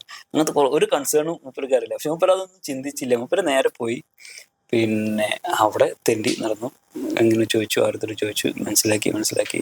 അത് കുറച്ച് കാലം മുന്നത്തെ കഥ കേട്ടോ, ഈ ഓൺലൈനും അല്ലെങ്കിൽ ഗൂഗിൾ മാപ്പോ ഒന്നും ഇല്ലാത്ത കാലത്ത് കഥയാണ്. കഥയല്ല, ശരിക്കും ഒരു എക്സ്പീരിയൻസ് ആണ്. അപ്പോൾ ആ ഒരു രീതിയിൽ നമുക്കൊരു കറേജ് ഉണ്ടാവുക എന്നുള്ളതാണ് ഒരു ആദ്യത്തെ ഒരു കാര്യം. എൻ്റെ കേസ് പറയുകയാണെങ്കിൽ ഈ ഒരു കമ്മ്യൂണിറ്റിയിൽ നിന്നപ്പോൾ അതിൽ പല ആളുകളുടെയും എക്സ്പീരിയൻസ് അവർ ഷെയർ ചെയ്തപ്പോൾ ആ ഒരു ഇതിൽ നിന്ന് ശരിക്കും നമുക്ക് സ്പാർക്ക് ഉണ്ട്. അതിൽ നമ്മൾ പോസിറ്റീവായി എടുത്തെടുത്തത് ബിസിനസ്, നമ്മൾ ഓൺ ബിസിനസ് അല്ലെങ്കിൽ കൂടി, നമ്മൾ ഇൻവെസ്റ്റ് ചെയ്തിട്ടില്ലെങ്കിൽ കൂടി ഈ ഒരു 10-15 വർഷത്തെ എക്സ്പീരിയൻസ് നമുക്കുണ്ട്. മാർക്കറ്റിൽ നമുക്കുണ്ട്, കമ്പനികളായിട്ട് ഡീൽ ചെയ്യുന്ന നമുക്കുണ്ട്, ബാങ്കുകളായിട്ട് ഡീൽ ചെയ്യുന്ന നമുക്ക് എക്സ്പീരിയൻസ് ഉണ്ട്, ഗവൺമെന്റായിട്ട് ഈ ടാക്സ് സിസ്റ്റം, ആ സാധനങ്ങളെ കുറിച്ച് നമുക്കറിയാം. അപ്പോൾ അത് ശരിക്കും നോക്കുകയാണെങ്കിൽ അതൊരു നെഗറ്റീവ് ആണെന്ന് വേണമെങ്കിൽ പറയാം. എന്ന് വെച്ചാൽ നമുക്കൊരു പിന്നെ ഒരു ക്വിക്ക് സ്റ്റാർട്ട് ചിലപ്പോൾ കിട്ടണമെന്നില്ല. എന്താ വെച്ചാൽ നമുക്ക് ഓൾറെഡി കുറെ പല എക്സ്പീരിയൻസ് ഉണ്ട്. അപ്പൊ ഈ സാധനം ഇങ്ങനെ പോയാൽ അതിൻ്റെ പിന്നെ ഒരു ഇത് വരാണ്ട്, അപ്പൊ നമ്മൾ ഡൗൺ ആവും, അല്ലെങ്കിൽ അത് നമ്മളെ നെഗറ്റീവായിട്ട് ചിന്തിപ്പിക്കാനുള്ള ഒരു സാധനം വരും, പേടി വരാനുള്ള ഒരു സാധ്യതയുണ്ട്. പിന്നെ നെക്സ്റ്റ് ഇതിലേക്ക് കടക്കുന്നവർക്കുള്ള ഒരു റെസഷൻ എന്താ പറയാ, കല്യാണം കഴിഞ്ഞാലായിരിക്കും. അത് ഞാനും എക്സ്പീരിയൻസ് ചെയ്ത സാധനം. നമ്മൾ പിന്നെ കല്യാണം കഴിഞ്ഞു, മക്കളുണ്ട്.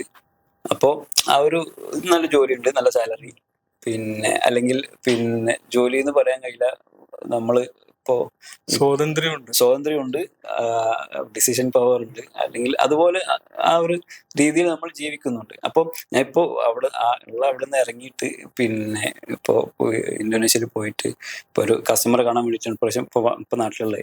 നെക്സ്റ്റ് വീക്ക് തിരിച്ചു കയറും ചെയ്യും. അപ്പോൾ ആ ഒരു രീതിയിൽ വന്നപ്പോൾ അവിടെ നിന്ന് ഇറങ്ങിയെന്ന് പറഞ്ഞപ്പോൾ ആളുകൾ സത്യത്തിൽ ഭയങ്കര വണ്ടറായി. ചില ആളുകൾ എഴുതിയത് ഞാനവിടെ പാർട്ട്ണറാണ്, നമ്മൾ ആക്ട് ചെയ്യുന്നില്ലെങ്കിൽ നമ്മൾ അങ്ങനെയാണ് കൊണ്ടുവരുന്നത്. അതിലൊക്കെ ശരിക്കും ഒരു ഓണേഴ്സ് നമ്മൾ 100% വിശ്വസിച്ചിട്ട് നമ്മൾ ഏൽപ്പിച്ചാണ്.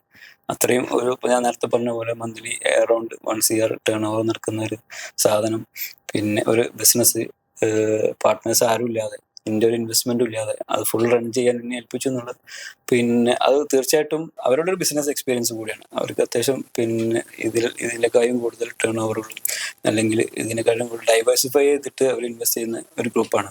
അപ്പൊ അവർക്ക് നമ്മളുള്ള ഒരു വിശ്വാസം, അവർക്ക് അവരുടെ ബിസിനസ്സിന് എന്നുള്ള ഒരു എക്സ്പീരിയൻസും കൊണ്ടാണ് നമ്മൾ ആ സാധനം ഏൽപ്പിച്ചത്. അപ്പൊ ഞാൻ അവിടുന്ന് ഇറങ്ങിയപ്പം കുറെ ആളുകൾ പറഞ്ഞു, അപ്പൊ ഈ അവിടുന്ന് ഇറങ്ങി പിന്നെ അവിടെ ജോലി ആയിരുന്നു, അപ്പൊ ഈ പാർട്ട്ണർഷിപ്പിലൊന്നും ഇല്ലേ? പക്ഷെ നമ്മൾ നമ്മളെ ലൈഫ് സ്റ്റൈൽ ഏറെക്കുറെ അങ്ങനെ ആയിരുന്നു. പിന്നെ ഈ നമ്മൾ ഇത് പറയണ്ടല്ലോ, ചത്ത് കിടന്നാലും മലയാളം ചമഞ്ഞ് കിടക്കണം, നമ്മൾ പിന്നെ അതിലെന്തായാലും കുറവ് വരുത്തില്ലല്ലോ.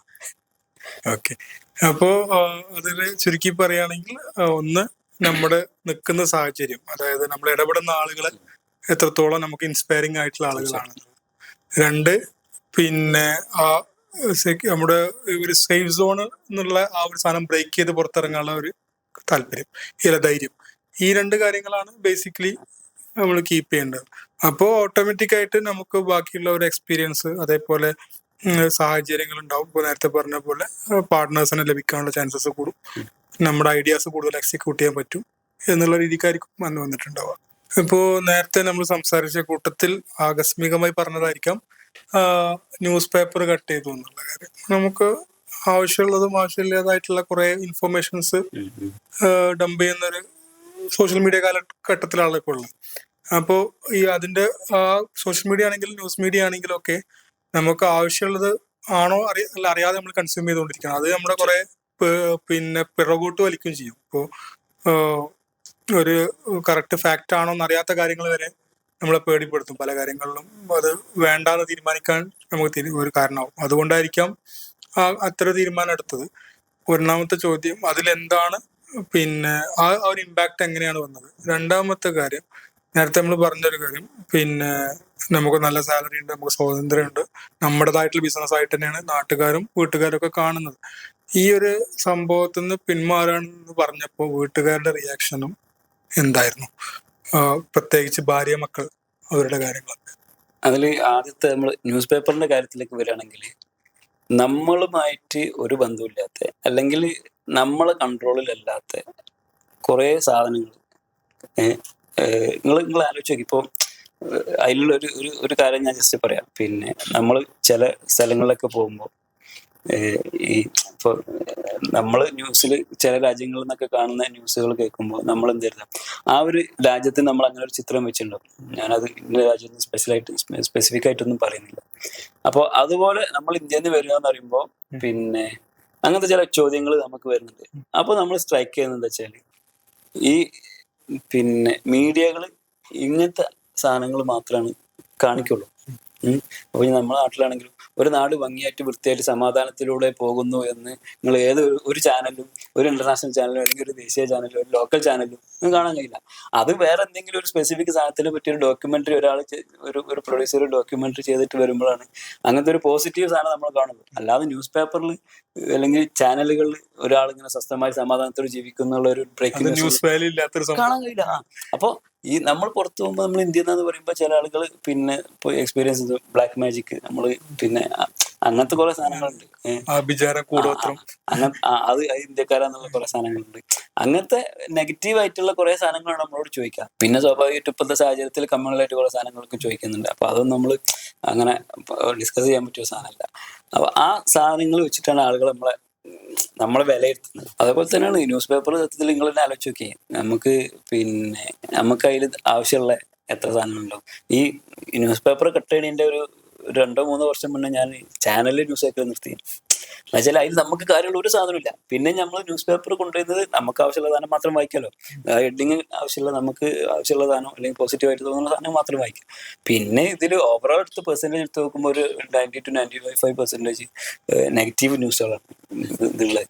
പക്ഷെ ഇത് കേൾക്കുമ്പോൾ ചിലപ്പം ഒരു എന്താ പറയാ, ഞാനും ആദ്യം കേട്ടപ്പോൾ എന്നോട് 1-2 ആൾക്ക് ഇത് സജസ്റ്റ് ചെയ്തപ്പോൾ വെറുതെ തള്ളലല്ല, നമുക്ക് മറ്റേ ജനറൽ നോളജ് ഉണ്ടാവില്ലല്ലോ എന്നൊക്കെ ആ സാധനം നമ്മൾ എക്സ്പീരിയൻസ് ചെയ്തിട്ട് കുറച്ചെങ്ങനെ ലാഗ് ചെയ്ത് പോയി. പക്ഷെ അത് നിർത്തിയപ്പോഴാണ് അതിന്റെ പോസിറ്റീവ് സത്യത്തിൽ നമുക്ക് മനസ്സിലായത്. ഈ കുറേ കാര്യമില്ലാത്ത ഏതൊക്കെയോ സ്ഥലങ്ങളിൽ നടന്ന എന്തൊക്കെയോ കാര്യങ്ങൾ നമ്മളിങ്ങനെ വായിക്കുന്നു, അല്ലെങ്കിൽ കുറെ രാഷ്ട്രീയക്കാർ പറഞ്ഞാൽ അത് കേൾക്കുന്നു, ഒരാൾ പുറത്ത് പറയുന്നു, ഒരാൾ പുറത്ത് പറയുന്നു. അതേപോലെ തന്നെ നാട്ടിലുണ്ടായിരുന്ന 1-2 വാട്സപ്പ് ഗ്രൂപ്പുകളുണ്ട്, പൊളിറ്റിക്സ്, അങ്ങനത്തെ കുറെ സാധനങ്ങൾ, ഫുൾ നെഗറ്റീവ് സാധനമാണ് അതിലില്ല. ആ സാധനത്തിൽ നിന്ന് ഞാൻ എക്സിറ്റ് ആയി. അപ്പോൾ അത് ശരിക്കും നമുക്ക് ഒരു തോട്ട് പ്രോസസ്സിന് മാറ്റം വരും. നമുക്ക് കുറെ സമയം കിട്ടും. എന്തായാലും സ്ക്രീൻ ടൈം ഒക്കെ എടുക്കുന്ന നോക്കുകയാണെങ്കിൽ ഇപ്പോഴും നമുക്ക് 4 to 5 മണിക്കൂർ ചിലപ്പോൾ നമ്മൾ സ്ക്രീൻ ടൈം ഉണ്ടാവും. ആ സമയത്ത് അതിനേക്കാളും കൂടുതൽ. അപ്പൊ അതൊക്കെ കുറച്ചു കൊടുന്നു. അതൊക്കെ സത്യത്തിൽ നമ്മൾ ഈ കമ്മ്യൂണിറ്റിയിൽ, ഇങ്ങനെ ഒരു എന്റർപ്രണർ കമ്മ്യൂണിറ്റിയിൽ നിന്ന് കിട്ടുന്ന ചാരിത മണക്കുന്നുള്ള ആ ഒരു സാധനം തന്നെയാണ് ഞാൻ എക്സ്പീരിയൻസ് ചെയ്തത്. അത് ഇതിൽ എനിക്കൊരു അനുഭവം ഉണ്ട്. എന്താ വെച്ചാല്, ഞാൻ +2 കാലഘട്ടം 2003-2005 ആ സമയത്ത് ആണ് കേരളത്തിൽ ആദ്യമായിട്ട് ഒരു എക്സ്പ്രസ് ഹൈവേ എന്നുള്ളൊരു കൺസെപ്റ്റ് വന്നിരുന്നത്. അന്ന് വീട്ടിലുണ്ടായിരുന്ന പത്രത്തിന്റെ പേരും പറഞ്ഞില്ല, പത്രത്തിന്റെ ഇൻഫ്ലുവൻസിൽ എൻ്റെ മനസ്സിലുണ്ടായിരുന്ന എക്സ്പ്രസ് ഹൈവേ ചിത്രം കേരളത്തിൽ 2ആയിട്ട് മുറിക്കാനുള്ള, ഇപ്പുറത്ത് കേശവേട്ടൻ, അപ്പുറത്തെ പറമ്പിലോട്ട് പശുവിനെ കൊണ്ടുപോകാൻ പറ്റാത്ത, അല്ലെങ്കിൽ നമ്മുടെ പ്രകൃതിയെ ദോഷമായി ബാധിക്കുന്ന എന്തോ ഒരു ഭീകരമായിട്ടുള്ള സംഭവമായിട്ടാണ്. ഇപ്പൊ നമ്മുടെ 6 പാതയിലൂടെ പോകുമ്പോൾ അന്ന് ഞാൻ സ്കൂളിൽ നമ്മുടെ ഡിബേറ്റ്, നമ്മുടെ ചർച്ചകളിലോ കുട്ടികളായിട്ടുള്ള ചർച്ചകളിലോ ഒക്കെ ഘോരഘോരം എതിർത്ത് പ്രസംഗിച്ചിരുന്നു. പിന്നെ എക്സ്പ്രസ് ഹൈവേ കേരളത്തിന് ആപത്താണ്, പാടില്ല എന്നൊക്കെ പറഞ്ഞിട്ട്. പക്ഷെ പിന്നീട് നമ്മുടെ ഗൾഫിലോട്ട് പോയി അല്ലെങ്കിൽ കുറച്ച് രാജ്യങ്ങൾ സഞ്ചരിച്ചു. നമ്മുടെ നാട്ടിൽ തന്നെ അത്തരത്തരം സൗകര്യങ്ങളൊക്കെ വന്നു. പിന്നെ ഈവൻ എക്സ്പ്രസ് ഹൈവേ എക്സ്പീരിയൻസ് ചെയ്യാൻ വേണ്ടിയിട്ട് നമ്മുടെ മലപ്പുറത്ത് നിന്ന് ബാംഗ്ലൂരിലോട്ട് പോകാൻ നമുക്ക് ഏറ്റവും നാട് കാണിച്ചു ചുരം അല്ലെങ്കിൽ വയനാട് വഴി പോകാനുള്ള സൗകര്യം ഉണ്ടായിട്ട് പോലും ഞാൻ സേലം വഴി പോയിട്ടുണ്ട് ബാംഗ്ലൂരിലോട്ട്. 2-3 പ്രാവശ്യം പോയിട്ടുണ്ട് എക്സ്പ്രസ് ഹൈവേ എക്സ്പീരിയൻസ് ചെയ്യാൻ. അപ്പൊ ഈ നാട്ടില് നമ്മുടെ ഇങ്ങനെയുള്ള നിൽക്കുന്ന സമയത്ത് പോലും നമ്മുടെ പേഴ്സ്പെക്റ്റീവ് ഏത് രീതിക്ക് ചിന്തിക്കണം എന്ന് തീരുമാനിക്കുന്നത് നമ്മൾ വായിക്കുന്ന അല്ലെങ്കിൽ നമ്മൾ കൺസ്യൂം ചെയ്യുന്ന വിവരങ്ങളാണ്. അപ്പോ അതും ഇത് നമുക്ക് മാത്രല്ല നമ്മളെ കുറിച്ച് ഇതേപോലെ വായിക്കുന്ന പുറം രാജ്യത്തിലെ ആൾക്കാരും നമ്മളെ കുറിച്ച് അങ്ങനെ അതാണ് ഞാൻ നേരത്തെ പറഞ്ഞത്. നമ്മൾ ഇന്ത്യ എന്നാന്ന് പറയുമ്പോ ഇവിടെ നെഗറ്റീവ് ആണ് മാത്രം അവര് നമ്മളോട് ചോദിക്കുന്നത്. ഇങ്ങനെയല്ലേ, നിങ്ങളുടെ നാട്ടിൽ ഇങ്ങനെയൊക്കെയല്ലേ, നിങ്ങളുടെ നാട്ടിൽ ഇങ്ങനെ പ്രശ്നമല്ലേ. അപ്പൊ സത്യം ചിലപ്പോ അത് ഇപ്പൊ നമ്മൾ പറയുന്ന പോലെ ഈ ഉത്തരേന്ത്യയിലോ അല്ലെങ്കിൽ വേറെ എവിടെയെങ്കിലൊക്കെ സംഭവിക്കുന്ന സംഗതികളോ നമ്മൾ സംഗതി അങ്ങനത്തെ സാധനം നമ്മൾ ഇത്രയും ഈ ലൈഫ് ടൈമിൽ നമ്മളിവിടെ എക്സ്പീരിയൻസ് ചെയ്തിട്ടില്ല. ചിലപ്പോൾ നമ്മളെ ഫാദർ അവരെ തലമുറ പോലും എക്സ്പീരിയൻസ് ചെയ്തിട്ടുണ്ടാവില്ല. സ്പെഷ്യലി കേരളത്തിൽ അവർ ചോദിക്കുന്ന ഒരു കാര്യം അത് സത്യമാണ്. ഇപ്പോ കേരളത്തിനെ കുറിച്ച് നോർത്ത് ഇന്ത്യനോട് ചോദിക്കുകയാണെങ്കിൽ, ഒരു മീഡിയ കാണുന്ന നോർത്ത് ഇന്ത്യനോട് ചോദിക്കാൻ നമ്മുടെ അഡ്വർടൈസ് ചെയ്യുന്നത് അങ്ങനെ തന്നെയാണ്. കേരളം എന്ന് പറഞ്ഞു കഴിഞ്ഞാൽ ഒന്ന് തെങ്ങ്, വള്ളംകളി, പുലികളി, ഓണാഘോഷം, കള്ള്, ഇങ്ങനെ കുറച്ച് സ്റ്റീരിയോ ടൈപ്പാണ്. ആ ഒരു സ്റ്റീരിയോ ടൈപ്പിലാണ് കേരളത്തിനെ കാണുന്നത്. നമ്മുടെ ഫുൾ ടൈം നമ്മുടെ നാട്ടില് എല്ലാവരും കള്ളുടിച്ചോണ്ടിരിക്കുക, എല്ലാവരും മുണ്ടെടുത്ത് ഓടുക, പിന്നെ എല്ലാവരും ഫുൾ ടൈം ഓണ സെലിബ്രേഷൻ, പുലികളി ചെയ്യുക, വള്ളംകളി കാണാൻ പോകും. നമ്മുടെ നാട്ടിൽ എത്ര ആൾക്കാർ വള്ളംകളി ചെയ്തിട്ടുണ്ടോ? വള്ളംകളിന്റെ കാര്യം പറഞ്ഞപ്പോ കോളേജ് പഠിക്കുന്ന ടൈമിൽ ഇതുപോലെ എറണാകുളത്ത് പഠിക്കുന്ന ടൈമിൽ പിന്നെ ആലപ്പുഴയുള്ള 1-2 ഫ്രണ്ട്സിന് ആ വള്ളംകളിന്റെ സമയത്ത് ഞങ്ങളും വരും കാണാൻ. നിങ്ങൾ കൊണ്ടുപോലെ നിങ്ങൾ വരിക വേണ്ട, നിങ്ങളവിടെ വന്നിട്ട് നിങ്ങൾ ടി വിയിൽ ഇരുന്ന് കണ്ടാൽ. അപ്പൊ നമ്മളുണ്ടല്ലോ ഈ ക്രിക്കറ്റ് കളിയാണ് സ്റ്റേഡിയത്തിൽ പോകുന്നത്. ഫുട്ബോൾ നമുക്ക് പിന്നെ കുറച്ചും കൂടെ ഒക്കെ കാണാൻ പറ്റും. ക്രിക്കറ്റ് കളി ഒന്നും കാണാൻ പറ്റില്ല. ഒന്നും കാണാൻ പറ്റില്ല. അതേ പറഞ്ഞു സെയിം ആ സാധനമാണ് കമ്പയർ ചെയ്തിട്ട് പറഞ്ഞത്. നിങ്ങൾ ഒരു കാരണവശാലും ഇത് കാണാൻ വരരുത്, നിങ്ങൾക്ക് ഇത് കാണാൻ പറ്റില്ല, മനസ്സിലാവില്ല. അങ്ങനത്തെ ഒരു സാഹചര്യമാണ് അവിടെ. ടി വിക്കാർ ഇടങ്ങാറായിട്ട് നല്ല നല്ല അവർക്കും വേണ്ടി വിഷ്വൽസുകൾ ഉണ്ടാക്കി തരും. സാധനം ടി വിയിൽ കാണാൻ ഉഷാറായിട്ട് കാണാൻ. അതാണ് അതിന്റെ ഒരു എക്സ്പീരിയൻസ്. അപ്പൊ പെർസ്പെക്റ്റീവ് എന്താണെന്നുള്ളതും അതിന് ഓരോരുത്തർക്കും ഓരോ അജണ്ടകൾ ഉണ്ടാവും. ആ അജണ്ട നമ്മൾ കൺസ്യൂം ചെയ്യുമ്പോൾ നമുക്കൊരു ജനറിക് ആയിട്ടുള്ള പെർസ്പെക്റ്റീവ് ഒരിക്കലും കിട്ടില്ല. ഏതെങ്കിലും ഒരു വശത്തോട് ചെരിഞ്ഞിട്ടുള്ള കിട്ടുള്ളൂ. അപ്പോൾ അതുകൊണ്ട് ആ ഒരു അപ്രോച്ച് ഞാൻ ഇപ്പൊ നേരത്തെ ന്യൂസ് പേപ്പർ കട്ട് ചെയ്തെന്ന് പറഞ്ഞതിൽ ഞാൻ നല്ലൊരു പോസിറ്റീവായിട്ടാണ് കാണുന്നത്. നമുക്ക് ചിന്തിക്കാൻ സമയം കിട്ടും, നമുക്ക് ഓപ്പൺ ആയിട്ട് ചിന്തിക്കാനും പറ്റും.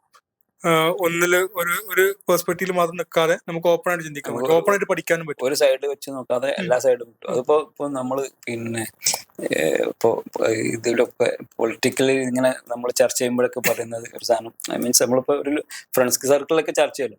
ഈ പൊളിറ്റിക്സിന്റെ ഒരു സാധനം ചർച്ച ചെയ്യുമ്പോൾ നമ്മൾ ഒരു ഒരു ഒരു നമ്മളൊരു ലെവലിൽ ചിന്തിക്കാനുള്ള അല്ലെങ്കിൽ നമ്മളെ ഒരു വേവ് ലെങ്ത്തിലുള്ള ഒരാളോട് ഞാൻ പറയാം, നമ്മൾ ഇപ്പൊ ഒരു എ എന്ന് പറഞ്ഞ ഒരു പാർട്ടിയിൽ നിൽക്കുകയാണെങ്കിൽ നമ്മൾ ആദ്യം വായിക്കേണ്ടത് ബി എന്ന് പറഞ്ഞ പാർട്ടി നമ്മളെ പാർട്ടിനെ ക്രിട്ടിസൈസ് ചെയ്യുന്നത് അവരുടെ പിന്നെ പേപ്പറോ അല്ലെങ്കിൽ അവരുടെ ലേഖനങ്ങളോ അങ്ങനത്തെ സാധനങ്ങളാണ് വായിക്കേണ്ടത്. അപ്പോഴാണ് ശരിക്കും നമ്മളെ പാർട്ടിന്റെ ഉള്ളിൽ അല്ലെങ്കിൽ ആ ഒരു ഇതിൽ നടക്കുന്ന കാര്യങ്ങൾ നമുക്ക് ശരിക്കും മനസ്സിലാക്കാൻ പറ്റുള്ളൂ. നമ്മൾ ഒരു പാർട്ടിയിൽ നിൽക്കുന്നുണ്ടെങ്കിൽ ആ പാർട്ടിന്റെ ലേഖനങ്ങൾ അല്ലെങ്കിൽ ആ പാർട്ടിന്റെ പ്രസിദ്ധീകരണങ്ങൾ വായിച്ചാൽ ഇതിന്റെ പോസിറ്റീവ് മാത്രമേ നമുക്ക് കിട്ടുള്ളൂ. ഇതിൽ കുറെ നെഗറ്റീവ് ആരും പിന്നെ എന്താ പറയുക 100% നല്ലതൊന്നുമില്ല. നമ്മളൊരു വിശ്വാസത്തിൽ തമ്മിൽ ഭേദം തൊമ്മൻ എന്നുള്ള ആ ഒരു കൺസെപ്റ്റിലാണ് ഞാൻ മനസ്സിലാക്കിയത്തോളം ഒരു 90% ആളുകൾ പോകുന്നത്. അപ്പൊ ആ ഒരു സംഗതി നമ്മൾ മനസ്സിലാക്കി കഴിഞ്ഞാൽ നമുക്ക് കുറച്ചും കൂടെ ഒരു ഇത് കിട്ടും. പിന്നെ ഈ സാധനങ്ങളൊക്കെ ആഫ്റ്റർ ഓൾ നമുക്ക് എന്തെങ്കിലും ബെനിഫിറ്റ് ഉണ്ടോ എന്ന് നോക്കിയിട്ട്, ആഫ്റ്റർ ഓൾ നമുക്കിത് പിന്നെ ഈ സാധനങ്ങൾ ഇങ്ങനെ നമ്മൾ സമയം ചെലവാക്കിയിട്ട് ഈ സാധനങ്ങൾ നമ്മൾ എഫേർട്ട് എടുത്തിട്ട് എനർജി ചെലവാക്കിയിട്ട് നമുക്ക് എന്തെങ്കിലും ബെനിഫിറ്റ് വരുമോ എന്ന് നോക്കിയിട്ട് പിന്നെ അതിലേക്ക് പോയാൽ മതി. ആ ഒരു കൺക്ലൂഷനിലാണ് ഞാൻ ഈ ന്യൂസ് പേപ്പർ കട്ട് ചെയ്ത് ചാനൽ ചർച്ചകൾ കേൾക്കാതിരിക്കുന്നത്, അങ്ങനത്തെ സാധനങ്ങളിലേക്ക് പോയത്. അതൊരു ആഫ്റ്റർ 30 വരെ ഏജ്, ഒരു 30 വരെ സത്യത്തിൽ നമുക്ക് ആ സാധനം നമുക്ക് കിട്ടൂല. നമ്മൾ നോളജ് ഉണ്ടാക്കുക ലൈവായി നിൽക്കുക എന്നുള്ള ആ ഒരു രീതിയിലാണ് നമ്മള് ഒന്നും കൂടി പ്രക്ഷുബ്ധ യുവത്തായിരിക്കുമല്ലോ. നമുക്ക് എല്ലാത്തിനും എതിർക്കണം എന്നുള്ള ഒരു രീതിയിലായിരിക്കും. നമ്മൾ എല്ലാത്തിനെയും എതിർക്കണം, ഞാൻ ഒരു വിപ്ലവകാരിയാണെന്നുള്ള കാര്യങ്ങള് നമുക്ക് ഇങ്ങനെ അടിച്ചേൽപ്പിക്കാൻ വേണ്ടിയിട്ടുള്ള സമയമാണ്. അതുകൊണ്ടായിരിക്കും 30-ന് ശേഷം ഒരു ട്രാൻസിഷൻ വരുന്നത്. അപ്പോ നമ്മള് പിന്നെ സംസാരിച്ച് നിർത്തിയത് നമ്മുടെ ഒരു ഇൻഫ്ലുവൻസിങ് ആയിട്ടുള്ള ന്യൂസുകളൊക്കെ ഒഴിവാക്കി എന്നുള്ളത്. നമുക്ക് ഇനി രണ്ടാമത്തെ ആ ചോദ്യത്തിലോട്ട് ഈ ഒരു സെക്യൂർ ആയിട്ടുള്ള നമുക്ക് സ്വാതന്ത്ര്യം കിട്ടിയിരുന്ന നമ്മുടേതായിട്ട് നമുക്ക് കൊടുക്കാൻ പറ്റിയിരുന്ന ഒരു ബിസിനസ് നിന്ന് അല്ലെങ്കിൽ ഒരു ജോലിയിൽ നിന്ന് മാറിയിട്ട് സ്വന്തമായിട്ട് ബിസിനസ്സിലോട്ട് അത് ഇന്റർനാഷണൽ ബിസിനസ്സിലോട്ട് പോയപ്പോൾ ഫാമിലിയിൽ നിന്നുള്ള റെസ്പോൺസ് എന്തായിരുന്നു, പ്രത്യേകിച്ച് വൈഫ്, കുട്ടികൾ? അതൊരു ഒരു ചോദ്യമാണ് സത്യത്തില്. അതിന് ഒരു 100% അവരെ കൺവിൻസിങ് ചെയ്യാൻ ഇപ്പോഴും എനിക്ക് മറുപടി കൊടുക്കാൻ പറ്റിയിട്ടില്ല. ആ ഒരു കേസിൽ പിന്നെ ഞാൻ ആദ്യം ചെയ്തത്, അപ്പോൾ അത് നമ്മളെ മെന്റേഴ്സ് ആയിട്ടുള്ള 1-2 ആൾക്കാർ നമുക്ക് അവരുടെ എക്സ്പീരിയൻസ് നമുക്ക് പറഞ്ഞു തന്ന കേസാണ്. അപ്പൊ ഇനി അങ്ങനെ ജോലി ചെയ്യുന്ന ആളുകൾ ഇതിലേക്ക് മാറാൻ ആഗ്രഹിക്കുന്നവർ ആദ്യം ചെയ്യേണ്ട ഒരു സാധനം, പ്രത്യേകിച്ച് ഫാമിലി ഉള്ളവർ, മിനിമം 1 വർഷത്തേക്ക് നമ്മളങ്ങനെ മാറുന്നുണ്ടെങ്കിൽ ഇപ്പൊ തന്നെ നമ്മൾ പ്ലാൻ ചെയ്യണം. നമ്മൾ ആ ഒരു ജോലിയിൽ നിന്ന് ഇറങ്ങിയിട്ട് നമ്മളെ ഒരു എന്റർപ്രണർ രീതിയിലേക്ക്, അല്ലെങ്കിൽ നമ്മളൊരു പ്രോഡക്റ്റ് ഡെവലപ്പ് ചെയ്യുക, അല്ലെങ്കിൽ നമ്മളൊരു ബിസിനസ് ഡെവലപ്പ് ചെയ്യുന്ന സമയത്തുള്ള ആ ഒരു 1 ഇയറിലേക്ക് വീട്ടിലുള്ള ശരിക്കും പറഞ്ഞാൽ വീട്ടില് ചെലവില്ലേ. ഇപ്പൊ നമ്മൾ ഒരു മാസം നമ്മളെ വീട് റൺ ചെയ്യാൻ, ഭക്ഷണം, കാര്യങ്ങൾ, കുട്ടികളെ സ്കൂളും മദ്രസ് അങ്ങനത്തെ സാധനങ്ങളിലേക്ക് ഉള്ള ഒരു ഫണ്ട് സത്യത്തിൽ നമ്മൾ വേറെ നമ്മൾ കണ്ടെത്തി മാറ്റി വെച്ചിട്ട്, അല്ലെങ്കിൽ ആ ഒരു മന്ത്ലി അത് കിട്ടുന്ന രീതിയിലുള്ള ഒരു ഇൻവെസ്റ്റ്മെന്റ് എന്ന് ഞാൻ പറയില്ല, അതിനുള്ളൊരു ഒന്നുകിൽ നമ്മളെ കയ്യിൽ തന്നെ ലിക്വിഡായിട്ട്, അല്ലെങ്കിൽ നമുക്ക് ലിക്വിഡായിട്ട് ഉപയോഗിക്കാൻ പറ്റുന്ന രീതിയിലുള്ള ഒരു സ്ഥലത്ത് ആ സാധനം ഉണ്ടാവണം. അതില്ല എന്നുണ്ടെങ്കിൽ സത്യത്തിൽ നമ്മൾ ഒരു ജോലിയുള്ളിടത്ത് നിന്ന് ഇറങ്ങും ചെയ്യും. പിന്നെ അടുത്തതിലേക്ക് പോകുമ്പോൾ നമുക്ക് നമ്മൾ ചിലപ്പം എന്തെങ്കിലും അത്യാവശ്യത്തിന് എന്തായാലും എന്തെങ്കിലുമൊക്കെ സെറ്റ് ചെയ്യാൻ ഇപ്പോൾ ഗവൺമെന്റ് ഓഫീസുകളിൽ പോകണം, അല്ലെങ്കിൽ എന്തെങ്കിലും യാത്രയിലേക്കും ആ സമയത്ത് വീട്ടിൽ നിന്ന് കോൾ വരും, ഇന്ന സാധനം വേണം. വീട്ടുകാരെ സംബന്ധിച്ച് നമ്മളതിനെ പറയുള്ളൂ, വേറെ ആരും അവർക്ക് പറയാൻ വേറെ ആരും ഇല്ല. അവര് നമ്മളെ പറയുള്ളൂ, നമ്മളെ വിളിച്ചിട്ട് നമ്മൾ ഇന്ന സാധനം വേണം, അവരുടെ കാര്യങ്ങൾ പറയും. അപ്പോ 1-2 സാഹചര്യങ്ങൾ നമ്മൾ അതിന് ഞാൻ വിളിക്കരുത് പറഞ്ഞിട്ടില്ല, അല്ലെങ്കിൽ എന്തിനാ വിളിച്ചെന്നു പറയുമ്പോ അപ്പൊ അവര് അവരുടെ ഒരു അപ്രോച്ച് മാറി. അപ്പൊ അവർ വേറെ സാധനത്തിൽ വരും. പിന്നെ നമുക്ക് കിട്ടുന്ന ഈ ഒരു ബിസിനസ്സിലേക്ക് പോകുമ്പോൾ, അല്ലെങ്കിൽ ആ ഒരു ഡെവലപ്മെന്റിലേക്ക് പോകുമ്പോൾ കിട്ടുന്ന ഒരു ബാക്കപ്പ് ചിലപ്പം കുറവായിരിക്കും. അപ്പോൾ ഞാൻ അതിനെ ആദ്യം ടാക്കിൾ ചെയ്തത് അത് നമുക്ക് നമ്മളെ മെന്റേഴ്സ് ആയിട്ടുള്ള 1-2 ആൾ പറഞ്ഞു തന്ന കേസാണ്. അതിനുള്ള ഒരു മിനിമം 1 വർഷത്തേക്കെങ്കിലുള്ള ഒരു, അപ്പൊ നമ്മളെ ഭാഷയിൽ പറഞ്ഞാല് ഒരു റണ്ണിങ് ക്യാപിറ്റൽ, വീട് റണ്ണ് ചെയ്യാനുള്ള ഒരു ക്യാപിറ്റൽ, വർക്കിംഗ് ക്യാപിറ്റൽ വേറെ എവിടെയെങ്കിലും കണ്ടെത്തിയിട്ട് ആ സാധനം ഒന്നുകിൽ അവരുടെ ഇപ്പൊ വീട്ടിൽ ഏൽപ്പിക്കുക, അല്ലെങ്കിൽ മന്ത്ലി അവർക്ക് കയ്യിൽ കിട്ടുന്ന രീതിയിൽ അറേഞ്ച് ചെയ്യാം. എന്നാലേ നമുക്ക് നമ്മള് ഈ പോകുന്ന സാധനത്തിനെ പറ്റി ചിന്തിക്കാനും, അല്ലെങ്കിൽ അത് ഡെവലപ്പ് ചെയ്യാനുള്ള ബാക്കി കാര്യങ്ങളിലേക്ക് നമുക്ക് പോകാൻ കഴിയുള്ളൂ. വീട്ടുകാർ ചിലപ്പം ഈ പറഞ്ഞ പോലെ നമ്മളിപ്പോ ഈ 13-15 വർഷമായിട്ട് ജോലി ചെയ്യുന്നു, ശമ്പളം വാങ്ങുന്നു, അല്ലെങ്കിൽ ആ ഒരു നമ്മളെ ബിസിനസ് എന്നുള്ള രീതിയിൽ കൊടുക്കുന്നു. പ്രത്യേകിച്ച് എന്റെ കാര്യമൊക്കെ പറയുകയാണെങ്കിൽ ശമ്പളം എന്ന് പറഞ്ഞൊരു ദിവസം നമുക്കില്ല. നമ്മൾ ശമ്പളം കൊടുക്കാനുള്ള ഒരു സാധനം ഫണ്ട് റെഡിയാക്കുന്നു, അതിന്റെ ഇടയിൽ നമുക്ക് ആവശ്യമുള്ള കാര്യങ്ങൾ ഇങ്ങനെ വീട്ടിൽ നിന്ന് വരുമ്പോൾ വീട്ടുകാര്യങ്ങൾ, അല്ലെങ്കിൽ എക്സ്പെൻസ് വരുമ്പോൾ ബില്ലടക്കുക, അതൊക്കെ അവിടെ നിന്ന് ഇങ്ങനെ നടന്നു പോകുന്നു. സാലറി ഡേറ്റ് വെച്ച് നോക്കുമ്പോൾ ചിലപ്പോൾ നമുക്ക് സാലറിന്റെ പകുതിയോ അല്ലെങ്കിൽ അതിന്റെ പകുതിയൊക്കെ കിട്ടാനുണ്ടാവുള്ളൂ. ബാക്കി നമ്മൾ ഓൾറെഡി നമ്മളിങ്ങനെ എക്സ്പെൻസ് പോയിട്ടുണ്ട്. അപ്പൊ ആ ഒരു രീതിയിൽ, അപ്പൊ അത് ശരിക്കും ഞാൻ മനസ്സിലാക്കിയത്, ആ ഒരു രീതിയിൽ വീട്ടുകാർ അല്ലെങ്കിൽ നമ്മളെ ഫാമിലി അതൊരു എപ്പോഴും എന്ത് പറഞ്ഞാലും ഇപ്പൊ ഇന്ന് രാത്രി പറഞ്ഞാൽ നാളെ രാവിലെ നടക്കും എന്നുള്ള രീതിയിൽ. ചിലപ്പോൾ ഈ സാലറി വാങ്ങുന്നവർക്ക് ചിലപ്പോൾ അത് അത്ര നടക്കണമെന്നില്ല. നമ്മളിപ്പോ ഒരു 10,000 രൂപക്ക് സാലറി വാങ്ങുന്നതാണ്, അവന് 1-ാം തീയതി മുതൽ 5-ാം തീയതി വരെ ഇടയിൽ ഒരു ഗ്യാപ്പിൽ സാലറി കിട്ടുമ്പോൾ ആ വീട് നടക്കുന്ന പോലെ നമ്മളെ വീട്ടുകാർക്ക് അതിലേക്ക് വരാൻ പറ്റുന്നില്ല. ആ ഒരു സാഹചര്യം വെച്ച് നിങ്ങൾ ഈ തീരെ 0 വരവ് ആകുമ്പോൾ കമ്പയർ ചെയ്ത് നോക്കിയാൽ ഇത് എന്തുകൊണ്ടാണ് ഞാൻ മനസ്സിലാക്കി തന്നോളൂ, എന്തുകൊണ്ടാണ് ഇവിടെ അങ്ങനെ ഒരു ബാക്കപ്പ് ചെയ്തിട്ട് മാത്രമേ ഒരു ഫിക്സഡ് ഇൻകം കിട്ടുന്ന രീതിയിൽ നിന്ന് ഇറങ്ങാൻ പാടുള്ളൂ എന്ന് എന്തുകൊണ്ടാണ് മനസ്സിലായത് ഞാൻ ഇന്ന് മനസ്സിലാക്കി. ഓക്കെ, ജോലിയിൽ നിന്ന് ഒരു ഓണ്ടർപ്രണർഷിപ്പിലോട്ട് വന്ന ഈ സമയത്ത് പലപ്പോഴും നമ്മുടെ ചുറ്റുമുള്ള ആളുകളുടെ അടുത്ത് നിന്ന് നമുക്ക് പല ഉപദേശങ്ങളും കിട്ടിയിട്ടുണ്ടാവും. ചിലതൊക്കെ ഓർത്തോർത്ത് ചിരിക്കാൻ പറ്റുന്ന കുറെ കാര്യങ്ങളുണ്ടാവും. അത്തരത്തിലുള്ള എന്തെങ്കിലും അനുഭവങ്ങൾ ഉണ്ടായിട്ടുണ്ടോ? അങ്ങനെ സത്യത്തില് ചോദിച്ചാല് അങ്ങനെ ഒരു എക്സ്പീരിയൻസ് എനിക്കില്ല. പക്ഷെ നിങ്ങൾ പറഞ്ഞ പോലെ നമ്മളൊരു ഡിഫറെന്റ് ആയിട്ടൊരു സാധനം നമുക്കാരും അങ്ങനെ ഒരു തോട്ടാരും തന്നിട്ടില്ല. പക്ഷെ നേരത്തെ പറഞ്ഞ പോലെ ഉപദേശങ്ങൾ എന്തിനാണ് ഒരു ഫിക്സഡ് സാധനം കിട്ടുന്നത് ഒഴിവാക്കിയിട്ട് ഒരു എന്താ പറയാ, നമുക്കൊരു റിസൾട്ട് വരുമോ ഇല്ല എന്നുള്ള ഇപ്പൊ നമ്മൾ ചെയ്തു നോക്കി കഴിഞ്ഞാൽ റിസൾട്ട് വരുള്ളൂ. ഇപ്പൊ ആ ഒരു രീതിയിലേക്ക് പോകുന്നത് എന്തിനാണ്, അല്ലെങ്കിൽ എന്താ പറയാ, മുന്നിൽ കാണാത്ത ഒരു സാധനത്തിലേക്ക് നമ്മളൊരു റിസ്ക് എടുക്കണം എന്തിനാന്നുള്ള ആ ഒരു ചോദ്യങ്ങൾ, അല്ലെങ്കിൽ അവൻ ഓൾറെഡി നമ്മളൊരു ബിസിനസ്സിൽ നിൽക്കുമ്പോൾ അത് നമ്മളതാണെന്നുള്ള രീതിയിൽ, നമ്മളതിന്റെ പാർട്ടാണെന്നുള്ള രീതിയിൽ ചിന്തിച്ചിരുന്ന നമ്മൾ ഒരു സുപ്രഭാതത്തിൽ അവിടെ നിന്ന് വരുമ്പോൾ അപ്പോൾ ജോലിയാണ്, അപ്പോൾ കിട്ടുന്ന ഒരു വരുമാനം അല്ലെങ്കിൽ ഫിക്സഡ് ഇൻകം എന്തിനാണ് നഷ്ടപ്പെടുത്തുന്നത്? അതുപോലെ ഇനി ഒരു സാധനം സെറ്റ് ആവാൻ എന്തെങ്കിലും ആവും. ഈ എന്താ പറയാ, വീട്ടിൽ നിന്ന് അല്ലെങ്കിൽ നമ്മളെ ക്ലോസ് റിലേറ്റീവ്സിന് തന്നെ ഇപ്പൊ ഞാൻ തിരിച്ച് ഇന്തോനേഷ്യയിൽ പോയി ജോലിയായോ ആ ഒരു ചോദ്യം ഇപ്പൊ ലാസ്റ്റ് ഇപ്പോൾ കഴിഞ്ഞ ആഴ്ച വന്നപ്പോഴും ചെയ്തതില് എന്തെങ്കിലും പണി ശരിയായോ ആ ഒരു രീതിയിൽ അവര് എല്ലാരും കാണുന്നത് സത്യത്തില് നമ്മൾ ഗൾഫിൽ പോകുന്ന രീതിയിൽ എന്തോ ഒരു ജോലിക്ക് പോയതാണെന്നുള്ള ആ രീതിയിലാണ് അവരൊക്കെ കാണുന്നത്. അപ്പോ നമ്മളിത് അവിടെ പോയിട്ട് ഇല്ലാത്തൊരു സാധനം, അല്ലെങ്കിൽ നമ്മളൊരു വിഷൻ വെച്ചിട്ട് ഒരു സാധനം ഉണ്ടാക്കി ഒരു മാർക്കറ്റ് ഉണ്ടാക്കി, അല്ലെങ്കിൽ ഒരു പ്രൊഡക്റ്റ് ഇത് ചെയ്തു, അതിനെ ബയേഴ്സിനെ ഫൈൻഡ് ചെയ്തു. ആ ഒരു രീതിയിൽ ഇതൊക്കെ സത്യത്തിൽ നമ്മളെ ഫാമിലിക്കോ അല്ലെങ്കിൽ നമ്മളെ റിലേറ്റീവ്സിനോ അങ്ങനെയൊന്നും അവർക്കൊന്നും ഒരു റിലേറ്റ് ചെയ്യാൻ പറ്റാത്ത ഒരു സാധനമാണ്. ഞാൻ ശരിക്കും ഒരു ബിസിനസ് ഫാമിലിയിൽ നിന്നും വന്ന ആളൊന്നല്ല. എല്ലാവരും ഗൾഫിലോ അല്ലെങ്കിൽ എല്ലാവരും ശരിക്കും പറഞ്ഞാൽ ഇപ്പം അനിയന്മാരും എല്ലാവരും ഗൾഫ് പ്രവാസികളാണ്. ഞാനും ആ ഒരു ടേസ്റ്റ് അറിഞ്ഞ് ഇവിടെ വന്നപ്പോൾ നമുക്ക് അതിൻ്റെ ഒന്നും കൂടെ ഈ സംരംഭത്തിലേക്ക് പോകണതിനെ പറ്റിയും, അല്ലെങ്കിൽ ഇനി ഗൾഫിക്ക് പോകാതെ നാട്ടിൽ എങ്ങനെ സ്റ്റിക്ക് ഓൺ ചെയ്യണം എന്നുള്ള ആ ഒരു ഇതിൽ നമുക്ക് ചിന്തിക്കാൻ പറ്റിയത് ഒരു പ്രാവശ്യം പോയി വന്നതുകൊണ്ട് തന്നെയാണ്. അപ്പൊ അവരൊക്കെ ചിന്തിക്കുന്നത് ഇപ്പൊ ഈ ഗൾഫ് ഒഴിവാക്കി അടുത്ത രാജ്യത്തേക്ക് പോകുമ്പോഴും അതൊരു ജോലി അല്ലെങ്കിൽ എന്തെങ്കിലും കമ്പനിയിൽ ഒരു ജോലി എന്നുള്ള രീതിയിൽ മാത്രമാണ് അവരൊക്കെ ചിന്തിക്കുന്നത്. അപ്പൊ ജോലിയായോ എന്തെങ്കിലും ശരിയായോ നിൽക്കുന്നത് ഒരു ജോലി എന്നുള്ള രീതിയിലാണ്. പക്ഷെ നമ്മളെ ഉദ്ദേശമൊക്കെ മാറ്റി നമ്മൾ ഒരു എന്താ പറയാ ഓട്ടോ റണ്ണിലേക്ക്, അല്ലെങ്കിൽ ജോലി എന്നല്ല, നമ്മൾ 8 to 9 അവിടെ വർക്ക് ചെയ്തിട്ടില്ലെങ്കിലും നമുക്കൊരു ഇൻകം വരണം എന്നുള്ള രീതിയിലേക്ക് ചിന്തിക്കുമ്പോൾ നമ്മളൊരു വിഷൻ വെച്ചിട്ടാണ് ചിന്തിക്കുക. നമ്മള് ഫാമിലി ആണെങ്കിലും അല്ലെങ്കിൽ ഫ്രണ്ട്സ് ആണെങ്കിലും റിലേറ്റീവ്സ് ആണെങ്കിലും അവരൊരു ഫിക്സഡ് വരുമാനം, നമ്മൾ ചെലവ് കഴിയും, നമുക്ക് ജീവിക്കണം, ആ ഒരു രീതിയിലാണ് അവർ ചിന്തിക്കുന്നത്. അത് അവർ കുറ്റം പറയാൻ പറ്റില്ല. അവർ ചിലപ്പോൾ സ്നേഹം കൊണ്ടായിരിക്കും, അല്ലെങ്കിൽ ഒരു എക്സ്പീരിയൻസ് ഉണ്ടായിരിക്കും. പക്ഷെ നമ്മളൊരു വിഷൻ വെച്ചിട്ട് മുന്നോട്ട് പോകുമ്പോൾ ആ ഒരു രീതിയിൽ അവർക്ക് ചിലപ്പോൾ നമ്മളപ്പം എത്താൻ കഴിയുന്നില്ല. അല്ലെങ്കിൽ ചില സമയത്ത് നമ്മളെ വിഷൻ നമുക്ക് അവരോട് കൺവേ ചെയ്യാൻ പറ്റുന്നില്ല.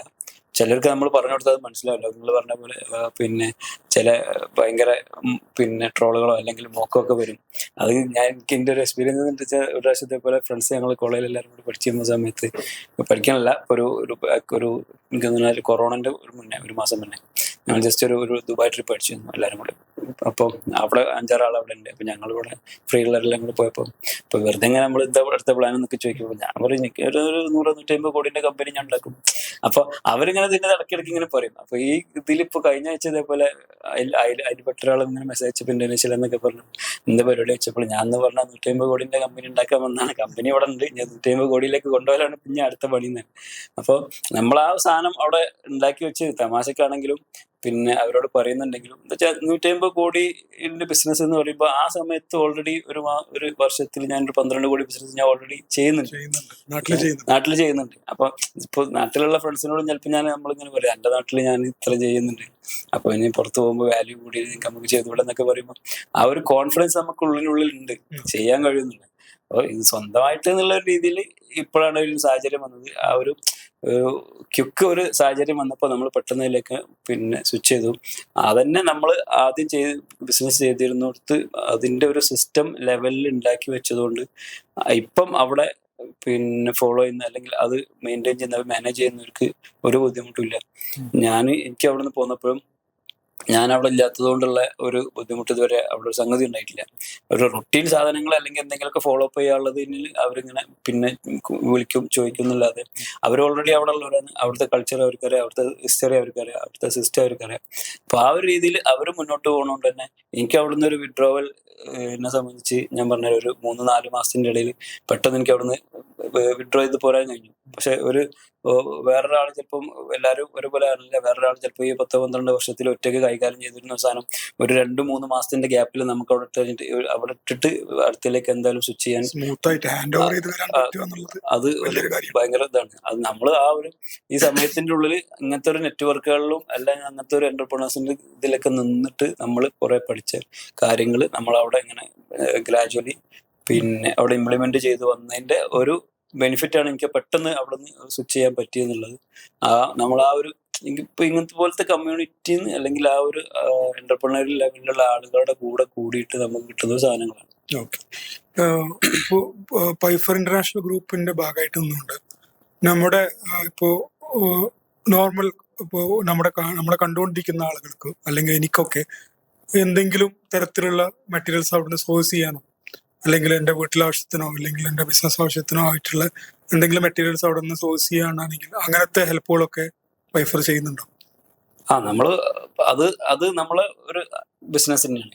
ട്രേഡിങ് ലൈക്ക് ഒന്നുകിൽ ഒരു കമ്മീഷൻ ഏജന്റ് എന്നുള്ള രീതിയിൽ, അല്ലെങ്കിൽ പിന്നെ നമ്മൾ തന്നെ ഡോർ ടു ഡോർ എന്നുള്ള രീതിയിൽ ഇപ്പൊ നമുക്ക് ചെയ്യാൻ അവിടുന്ന് ചെയ്ത് കൊടുക്കുന്നത്. അവിടുന്ന് മെയിൻലി ഇപ്പൊ നമ്മള് ഒരു എന്താ പറയാ വലിയ ബുദ്ധിമുട്ടുകളൊന്നും ഇല്ലാതെ ഓൾറെഡി ചെയ്യുന്ന ഒരു സാധനം ഫർണിച്ചറാണ്.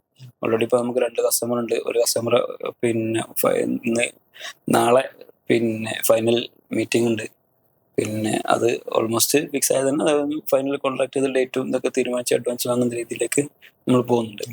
അപ്പോ ഇത് ഇത്തരം കസ്റ്റമേഴ്സ് വരുന്നത് പ്രൊജക്ട് ബേസ്ഡിലാണോ അതോ വീടുകൾക്ക് വേണ്ടിയിട്ടുള്ള ഫർണിച്ചറുകളൊക്കെ കിട്ടുമോ? അത് വീടുകൾക്ക് തന്നെയാണ്, ഡൊമസ്റ്റിക് തന്നെയാണ് കൂടുതലും വരുന്നത്. ഹോം ഇന്റീരിയർ ബേസിൽ അവിടെ ശരിക്കും ആക്ച്വലി നമ്മളവിടെ തന്നെ മരം നമ്മളിവിടുത്തത് വെച്ച് നോക്കുമ്പോൾ അവിടെ കുറച്ചും കൂടെ റേറ്റ് കുറവാണ്. ചീപ്പാണെന്നൊന്നും ഞാൻ പറയില്ല, റേറ്റ് കമ്പാരിറ്റീവ്ലി റേറ്റ് കുറവാണ്. പിന്നെ അവിടെ ഉള്ള ഒരു ബെനിഫിറ്റ് എന്താണ്, നമ്മളിപ്പോ ഇവിടെ ആശാരിമാരെ കിട്ടാനുള്ളൊരു പണി നടക്കുന്നുണ്ടെങ്കിൽ ഇപ്പൊ നമ്മള് പിന്നെ പറഞ്ഞ പോലെ കൺസ്ട്രക്ഷൻ നമ്മള് പറഞ്ഞ ഷാവലിന്റെ കേസിൽ നമുക്കറിയാം ആശാരിമാരെ കിട്ടാൻ പണിയാണ്. പ്രത്യേകിച്ച് ഇപ്പൊ പണ്ടൊക്കെ നമ്മള് വീട് പണിക്കൊക്കെ കൊത്തുപണിയൊക്കെ എടുത്ത്, ഞാൻ തറവാട്ടിലൊക്കെ വീട് കൊത്തുപണി എടുത്ത് പിന്നെ നമ്മൾ ഓരോ സാധനങ്ങളൊക്കെ വീടിന്റെ ഫ്രണ്ട് ഡോറിൽ വരച്ച സാധനങ്ങളൊക്കെ. ഇപ്പോഴും അങ്ങനത്തെ ആ ഒരു ട്രെൻഡ് പോയിട്ടൊന്നുമില്ല, അല്ലെങ്കിൽ ആ ഒരു മോഡൽ ആൾക്കാർക്ക് ഇഷ്ടപ്പെടാത്തൊന്നുമില്ല. അതേപോലെ വർക്ക് ചെയ്യുന്ന ഒരാളെ കിട്ടുന്നില്ല. പിന്നെ ഈ വർക്ക് ചെയ്യുന്ന ആളെ സംബന്ധിച്ച് ആ ഒരു ഫുൾ ഡോർ പിന്നെ ചെയ്ത് വരുന്ന സമയത്ത് അയാൾ ഇപ്പോഴത്തെ മാർക്കറ്റിൽ കൂലി വെച്ചിട്ട് കൂലി പറയുമ്പോൾ നമ്മൾ നോർമൽ ഒരു സാധാരണ കസ്റ്റമറിന് അത് അഫോർഡ് ചെയ്യാൻ കഴിയുന്നില്ല. അപ്പോൾ അവര് അത് സ്കിപ്പ് ചെയ്യണം. പക്ഷെ അവിടെ എന്ന് വെച്ചാൽ ആർട്ടിസൻസ് നല്ലുണ്ട്, കൈയുണ്ട്, മരത്തിന്റെ മുകളിൽ കൊത്തുപണി എടുത്ത് നല്ല നല്ല നല്ല ഡിസൈനുകൾ ചെയ്യുന്ന ഒരുപാട് ആളുകളുണ്ട്. അപ്പൊ ആ ഒരു രീതിയിൽ ഇപ്പൊ നമ്മൾ ഇവിടെ ചെയ്യുന്നതിനെക്കാട്ടും കുറച്ചും കൂടി കമ്പാരിറ്റീവ്ലി പ്രൈസ് കുറച്ചിട്ട് അവിടുന്ന് ഈ വർക്ക് ചെയ്തെടുക്കാൻ പറ്റും. നമ്മൾ പറയുന്ന ഡിസൈനിലോ നമ്മുടെ ആർക്കിടെക്ട് പറയുന്ന ഡിസൈനിലോ പാറ്റേണിലോ ഒക്കെ നമുക്ക് അവിടുന്ന് സോഴ്സ് ചെയ്യാൻ കഴിയും, കസ്റ്റമൈസ്ഡ് ആയിട്ട് ചെയ്യാം, ഫർണിച്ചർ സുഖമായിട്ട് ചെയ്യാം. ഇപ്പൊ നമ്മുടെ ജലീൽ ഇപ്പൊ പറഞ്ഞ കാര്യം നമുക്ക് നോട്ട് ചെയ്ത് വെക്കാവുന്നതാണ്. നമ്മുടെ വീട്ടിലേക്ക് ആവശ്യമായതോ അല്ലെങ്കിൽ പ്രൊജക്റ്റിലോട്ട് ആവശ്യമായിട്ടോ ആയിട്ടുള്ള കസ്റ്റമൈസ്ഡ് ഫർണിച്ചർ റിക്വയർമെന്റ്സ് ഉണ്ടെങ്കിൽ അത് ഇന്തോനേഷ്യയിൽ നിന്ന് സോഴ്സ് ചെയ്യാനും നാട്ടിലോട്ട് എത്തിക്കാനുള്ള സൗകര്യം പൈഫർ ഇന്റർനാഷണൽ ഗ്രൂപ്പ് നൽകുന്നുണ്ട്. അപ്പോൾ അത്തരത്തിൽ എന്തെങ്കിലും റിക്വയർമെന്റ്സ് നിങ്ങൾക്ക് ഉണ്ടെങ്കിൽ പൈഫറിനെ കോൺടാക്ട് ചെയ്യാനുള്ള കോൺടാക്ട് ഡീറ്റെയിൽസ് നമ്മുടെ വീഡിയോ ഡിസ്ക്രിപ്ഷനിൽ കൊടുക്കുന്നുണ്ട്. കോൺടാക്ട് ചെയ്ത് നിങ്ങൾക്ക് അക്വയർ ചെയ്യാവുന്നതാണ്. തീർച്ചയായിട്ടും അവർക്ക് കോൺടാക്ട് ചെയ്യേണ്ട ആവശ്യമുള്ളവർക്ക് ഇപ്പോൾ കോൺടാക്ട് ചെയ്യാം. നമ്മൾ സർവീസ് കൊടുക്കുന്നു. ഇനിയിപ്പോൾ ഇൻ കേസ് അവർക്ക് അവിടെ വന്നിട്ട് കാണണമെന്നുണ്ടെങ്കിൽ അങ്ങനെ നമുക്ക് സർവീസ് കൊടുക്കാൻ കഴിയും.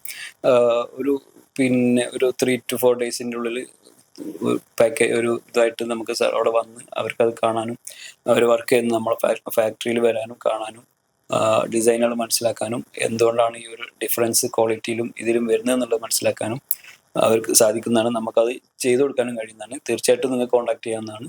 നമ്മൾ അതിനുള്ള സർവീസ് ചെയ്യുന്നതാണ്. അപ്പോൾ ഈ സർവീസുകളൊക്കെ എടുക്കുന്ന ആളുകൾക്ക് എപ്പോഴും കൺഫ്യൂഷൻ ഉണ്ടാവുന്ന അല്ലെങ്കിൽ അവർക്കും അറിയാത്ത കാര്യമായിരിക്കും ഷിപ്പിംഗ്, കാർഗോ സെറ്റപ്പ്. അപ്പോൾ അത്തരം കാര്യങ്ങളിലൊക്കെ നമ്മൾ സർവീസ് കൊടുക്കുന്നുണ്ടോ?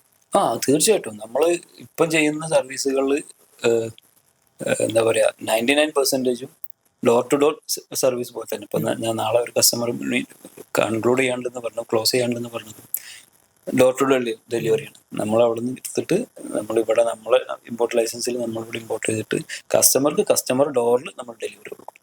പ്രൈസിങ് ആ രീതിക്കായിരിക്കും, ആ ഒരു പ്രൈസിംഗ് ആണ് നമ്മൾ കോട്ട് ചെയ്യാം. ഓക്കെ.